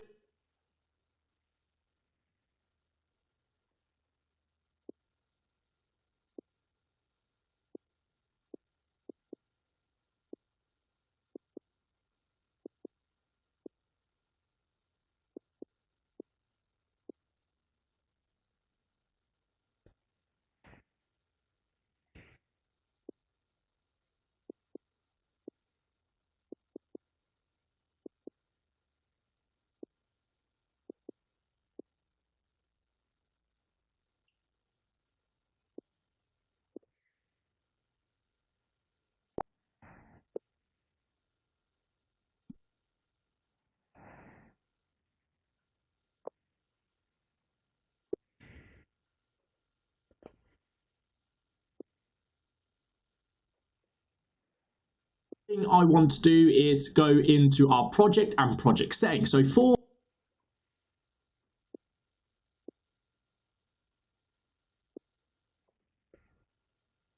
VR on Godot or XR in Godot, you want to go down to the XR tab here.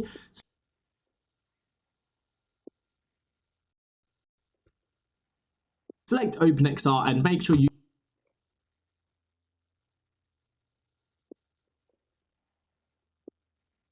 turn this on. You will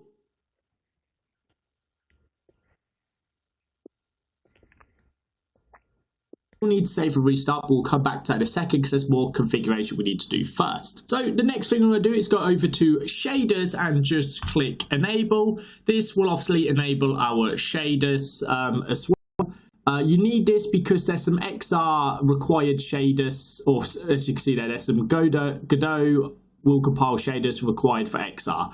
Essentially, you need this on as well to get it to work. The next thing is we can hit save and restart, and now we'll obviously add that, well, set that all up. Now that's all loaded, we actually have to add a script to our main. But before we do that, I'm going to import the XR tools, which are part of the XR package. So if you go over to asset, you want to select XR tools, and you can see here by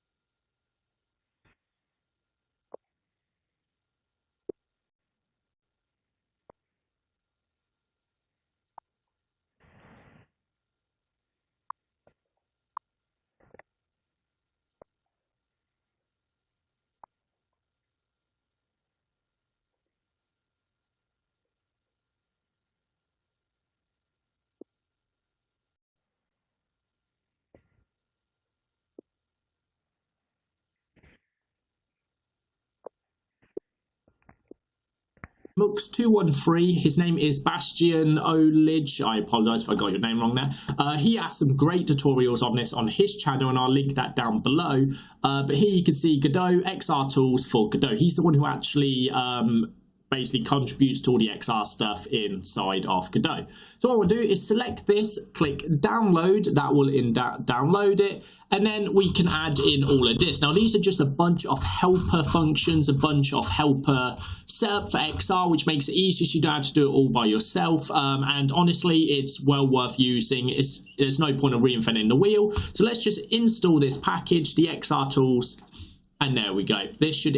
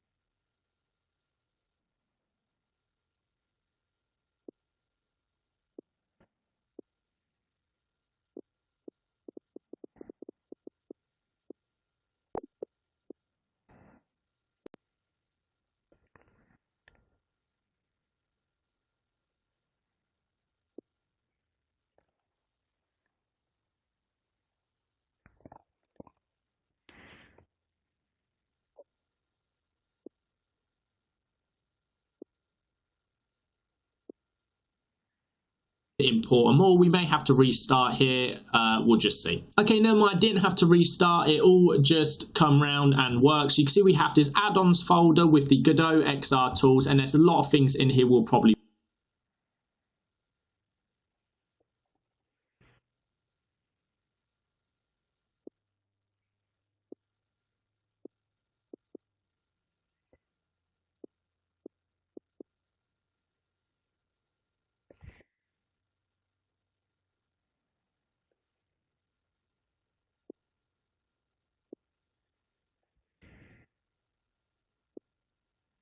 be using. So the next thing I like to do inside of our main thing is actually set up a floor or something you can kind of see. So I'm just going to get a static import them all. We may have to restart here, we'll just see. Okay, never mind, I didn't have to restart, it all just come round and works. You can see we have this add-ons folder with the Godot XR tools, and there's a lot of things in here we'll probably be using. The next thing I like to do inside of our main thing is actually set up a floor or something you can kind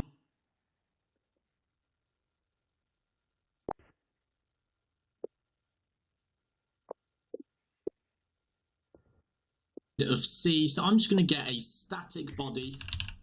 To be fair, it doesn't even need to be a static body just yet, but we're going to use static body just because we will be adding a character body to our player.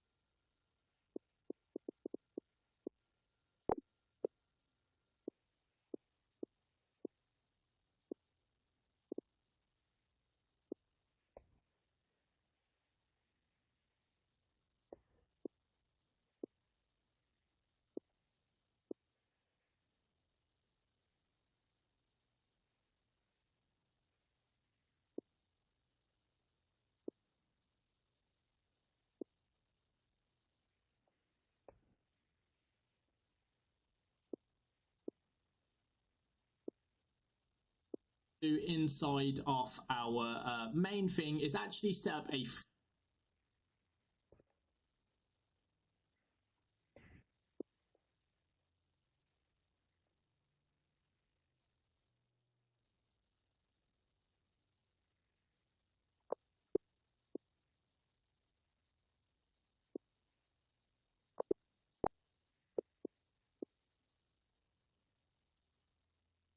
How do I like right click though?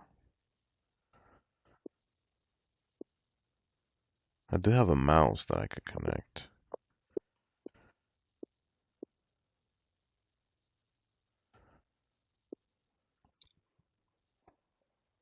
I'll probably end up doing that.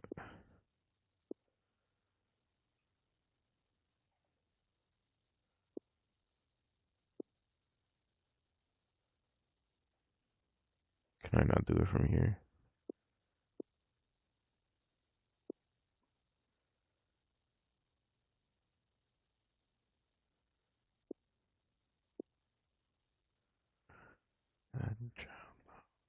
Node.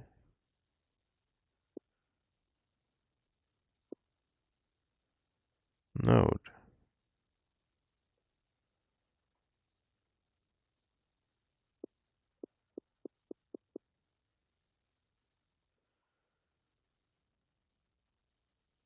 Control A. Yeah, I should connect like a mouse and a keyboard, which I do have.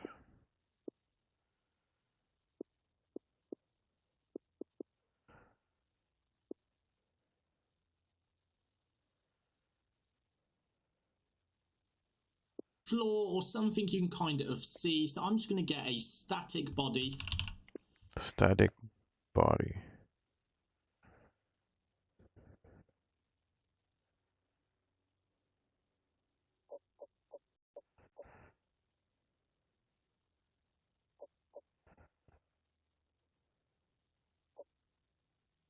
Skeleton 3D. This stuff is very, very interesting to me. That's why I'm looking into it. That'd be cool to make a VR game. That's what I want to do. I want to make a VR game.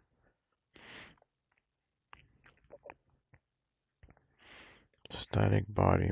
I don't see static body.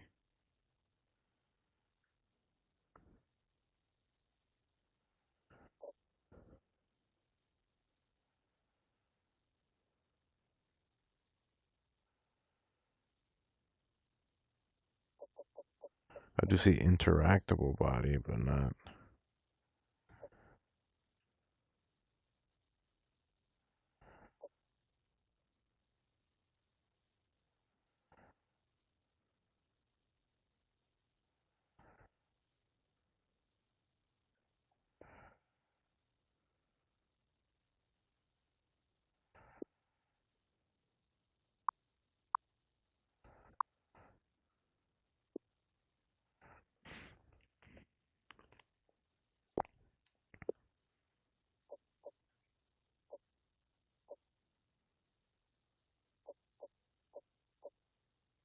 Let's try the interactable one.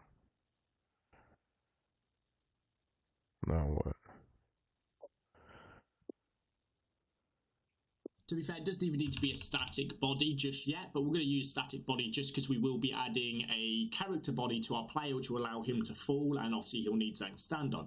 So we're going to add a static body. I'm then going to add a Node 3D collision object. Is that what I have to click first? Collision object.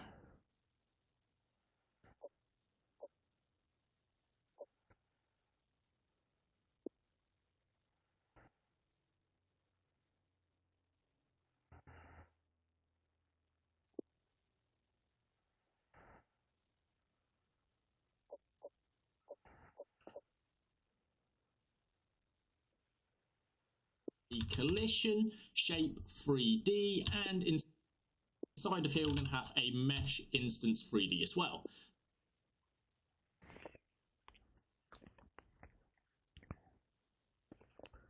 Static body, collision object, interactable body.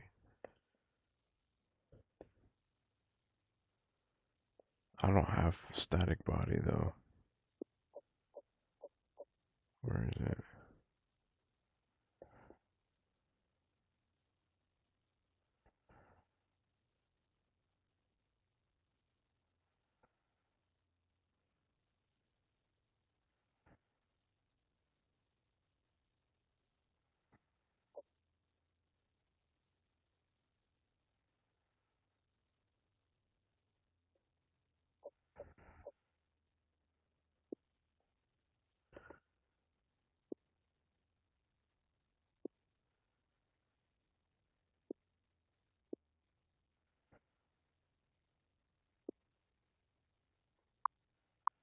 There it is.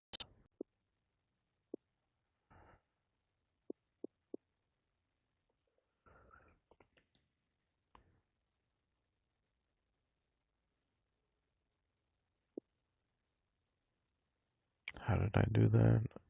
I did something. I clicked something and then it did it. I don't know how I did it.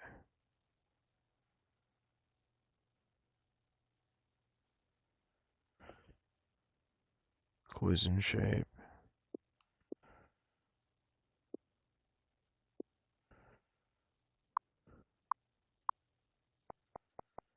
How the fuck? Oh, did I do it here?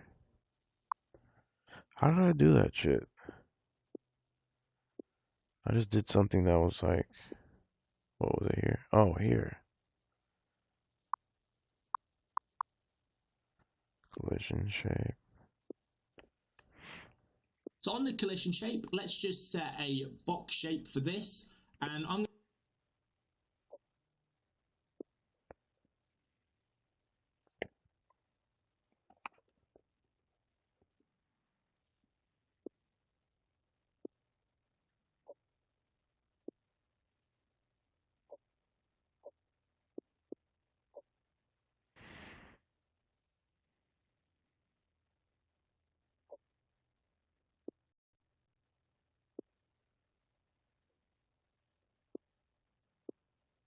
Okay, now what? How do I go to that he's at?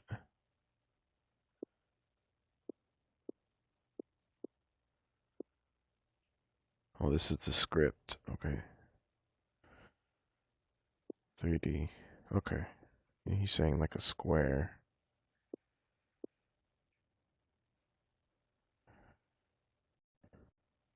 Perspective. How do I make it a square though? How does he do that? I'm then going to add a collision shape 3D, and inside of here we're going to have a mesh instance 3D as well. So on the collision shape, let's just set a box shape for this. Collision shape. Go to the script. Collision shape.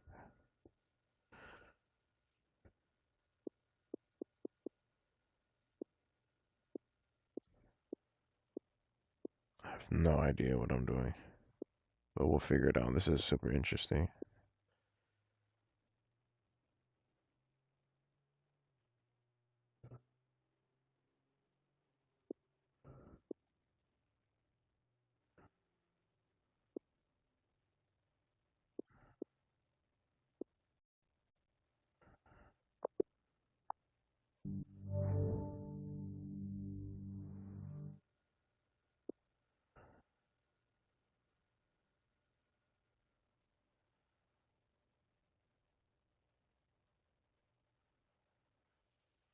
Alright, so I don't have anything in the game, so it's black. So maybe that's why.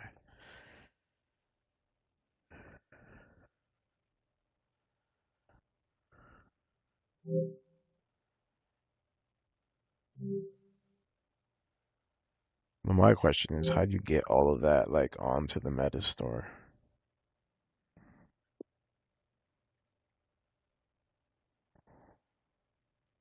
So this is how it looks because it's black. Okay. But how do we? Okay, how do we get out? All right. Because there's no rendered output. Got it.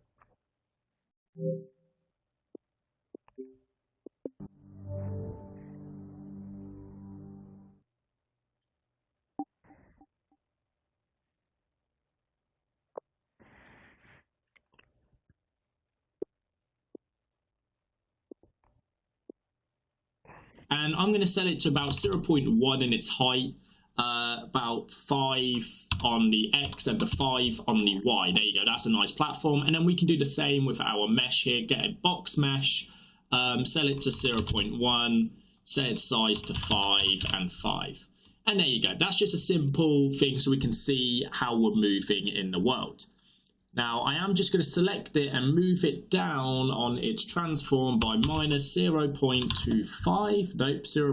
I'm going to come back to this and figure it out. Because I'm just now discovering this today, so I'm going to get into it, like really study these Hi3D videos. has just launched their version 3 And their slowly image but surely 3D make model my own AI VR generation game. However you want. I already have an idea, like a and script I'm just going to get my headset. storyline that I and when the already Oculus written down. app is open, Very detailed. it is now open. It's on a different in Already VR. have There we go. that. I'm going to launch the Oculus XR here. Okay, guys. So now I am actually in it, and I can I know actually it's hit not. I can play. already So I'm tell in it's not easy. environment to the scene, and then that way we actually have here. We can actually just see a small thing.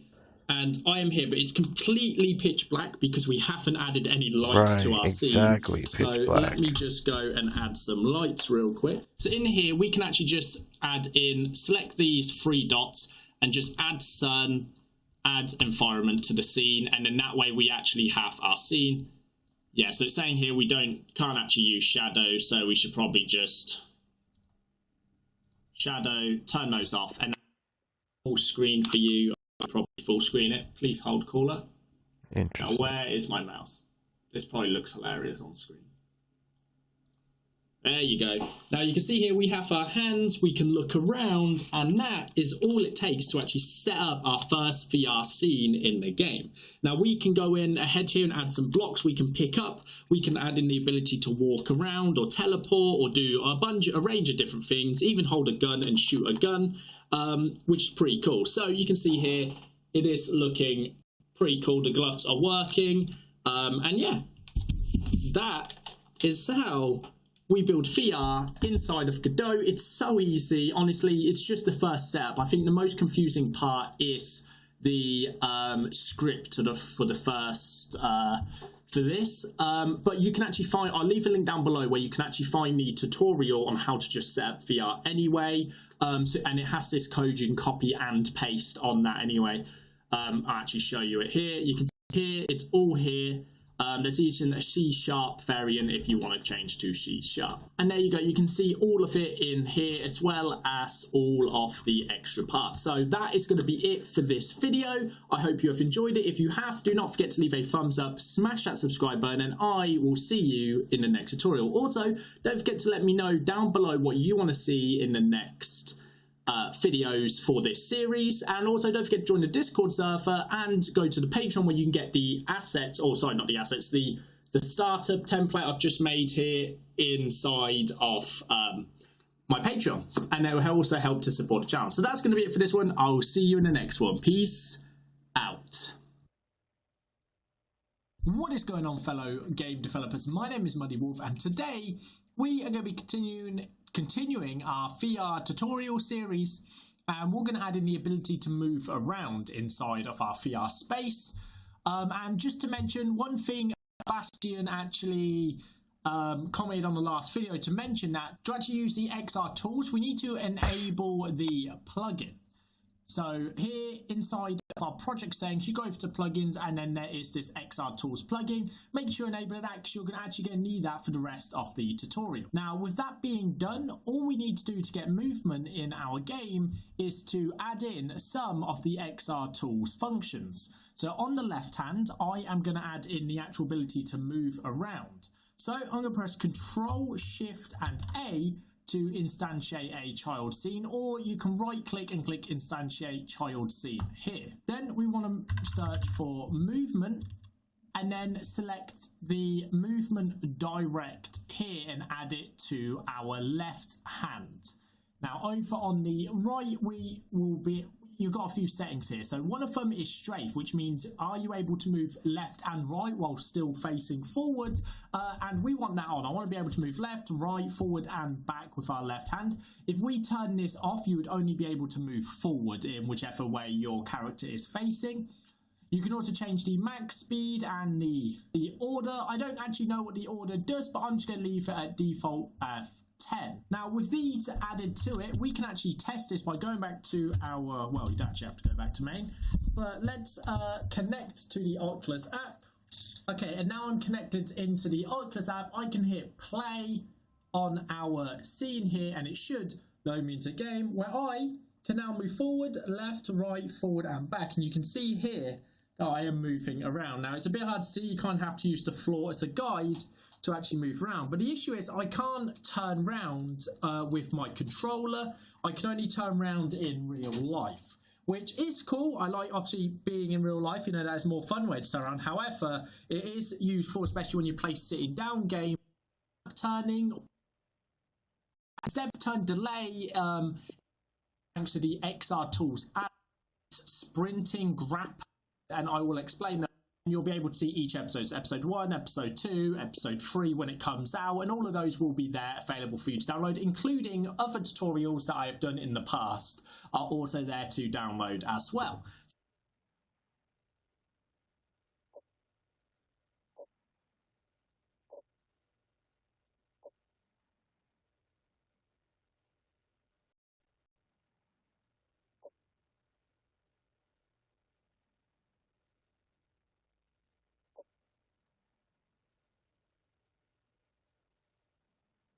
Am I still alive? I think I am. Or am I not?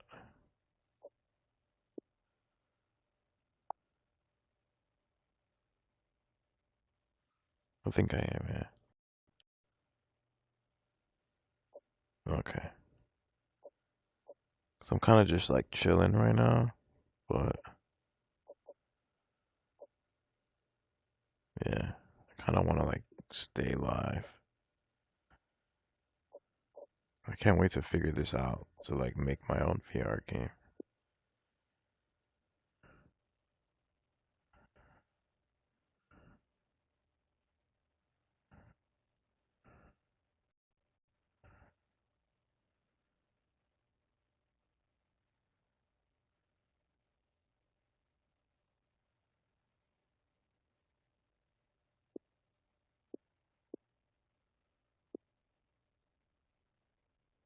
Can you load in environments? That's my question. Can you like load in an environment that's already like finished?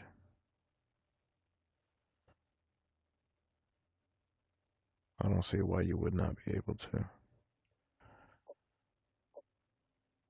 Script, 2D, 3D.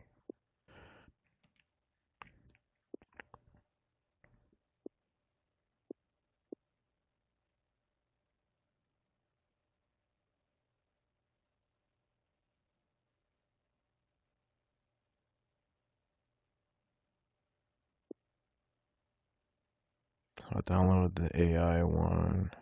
See terrain 3D. Download terrain 3D. Let me watch a video on it. I'm about to make me some loaded fries. I'm talking about like some freaking cheddar sauce with fucking sour cream, fries, cheese on it. Chicken chunks. Terrain 3D was released 5 months ago, and today we're entering beta with version 0.9. This new release includes support for Godot 4.2, dramatically improved texture painting, an auto shader with dual scaling, holes with collision, paintable navigation, and countless improvements. I have so much information to share with you that I had to break this down into 2 videos. This first part will cover installation, texture setup, importing data, and some of the basic tools. I'm also going to cover a lot of usage tips, and you're not going to want to miss them. In part 2, we'll cover the advanced features such as texturing, material features, holes, occlusion culling, and navigation. Let's get started. Let's set up Terrain 3D. Come to the repository page, and the first thing I'll highlight for you is the link to the documentation. We're going to cover a lot of information in this video, but you'll still need to refer to the documentation for a lot of information. Next, let's scroll to the middle of the page and click on this releases link. Scroll down to the latest release, open up Assets, and download the Terrain 3D zip file. Here's what it looks like when you've unzipped the file, and you know you have the right file if in this binary directory you have all of these compiled libraries. Let's open up Godot. I always recommend running Godot with the console version. That gives you this black window where not only Terrain 3D but also the whole engine will give you informational messages. Let's import this new project.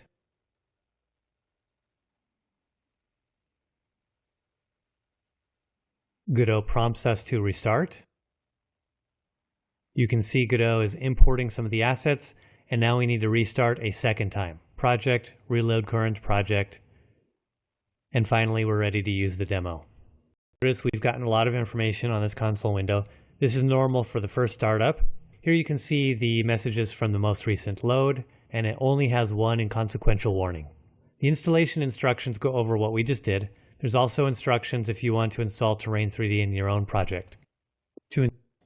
When you're ready to make a new scene, and paste that in.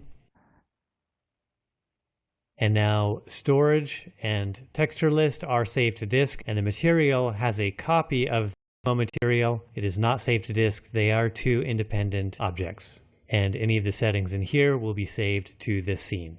If you wish to build yourself, which you should right now for Mac OS, and certainly if you want to use some of the more experimental platforms like mobile or Steam Deck, refer to the documentation where you can learn about the nightly builds and setting up the build chain. If you have other trouble running the demo or installing Terrain into your own project, make sure to read through the documentation, especially the troubleshooting page, using the console version so that you can get all of like ambience. It would show you how to test. I'm going to disable. Okay, so I got Terrain 3D, sound effects, starter, download that. Limbo AI, I already had the other AI one. Road generator,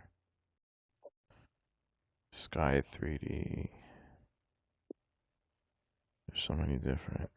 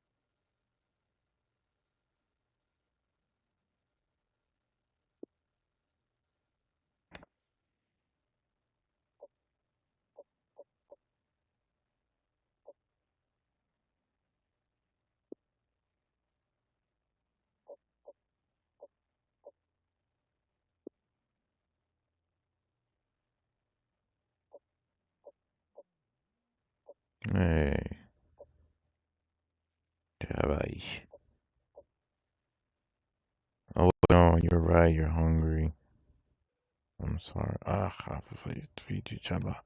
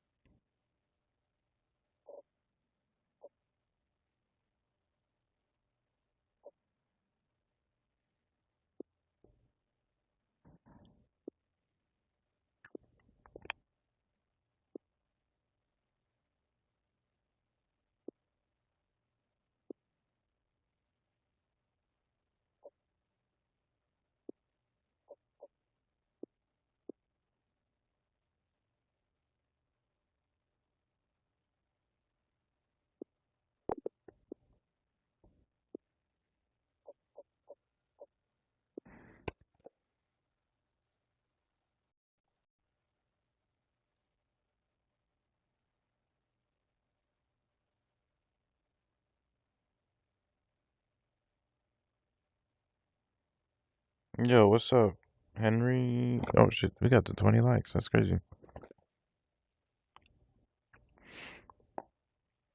20 likes on YouTube.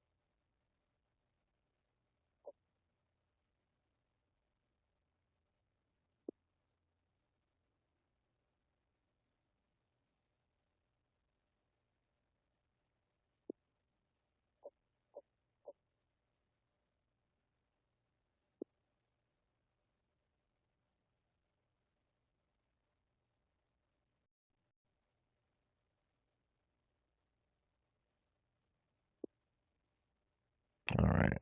I'm not gonna download anything else. I'm just trying to download stuff that is tools that is gonna help me make it.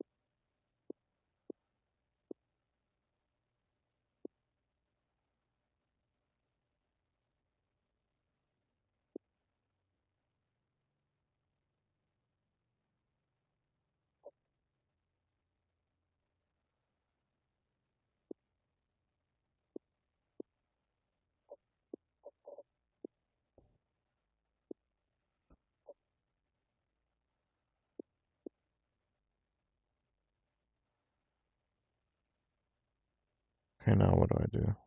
How do I load all of this other stuff?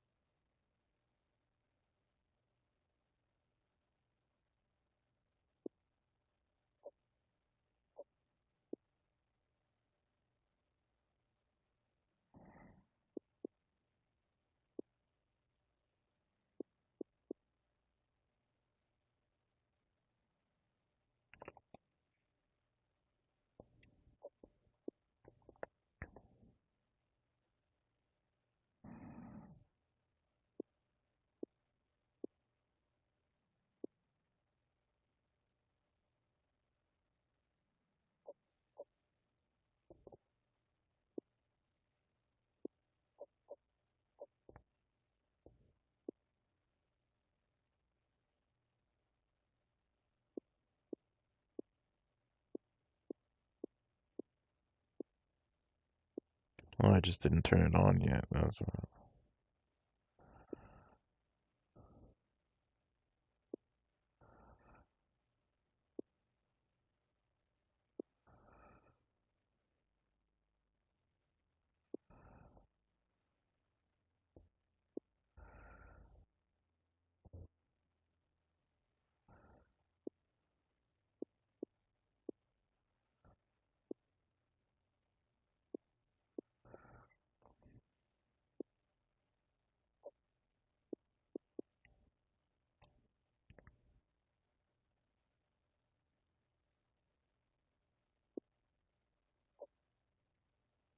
Now what?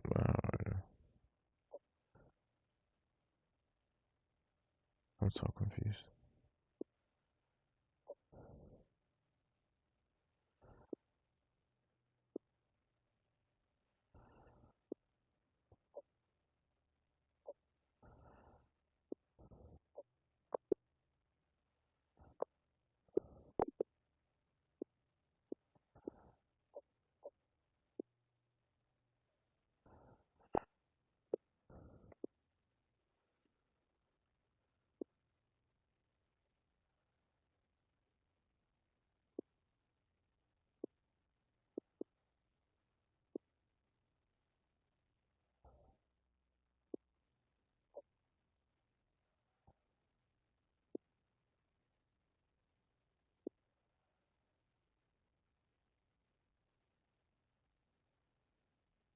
Editor docs. So that's where it is. Editor docs.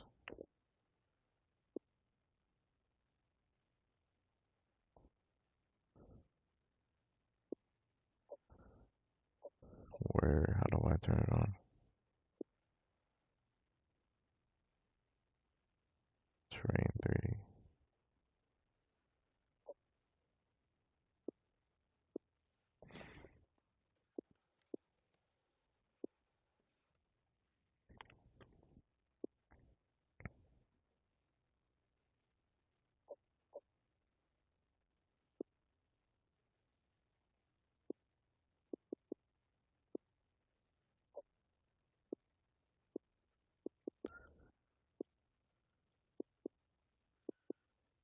I have no idea what I'm doing.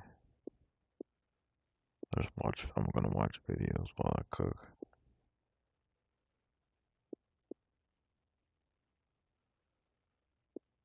There's no way. I mean, I guess it's good that I'm just going through it myself, but also I need to watch videos because I don't know what the hell I'm doing. Kind of just going through the program.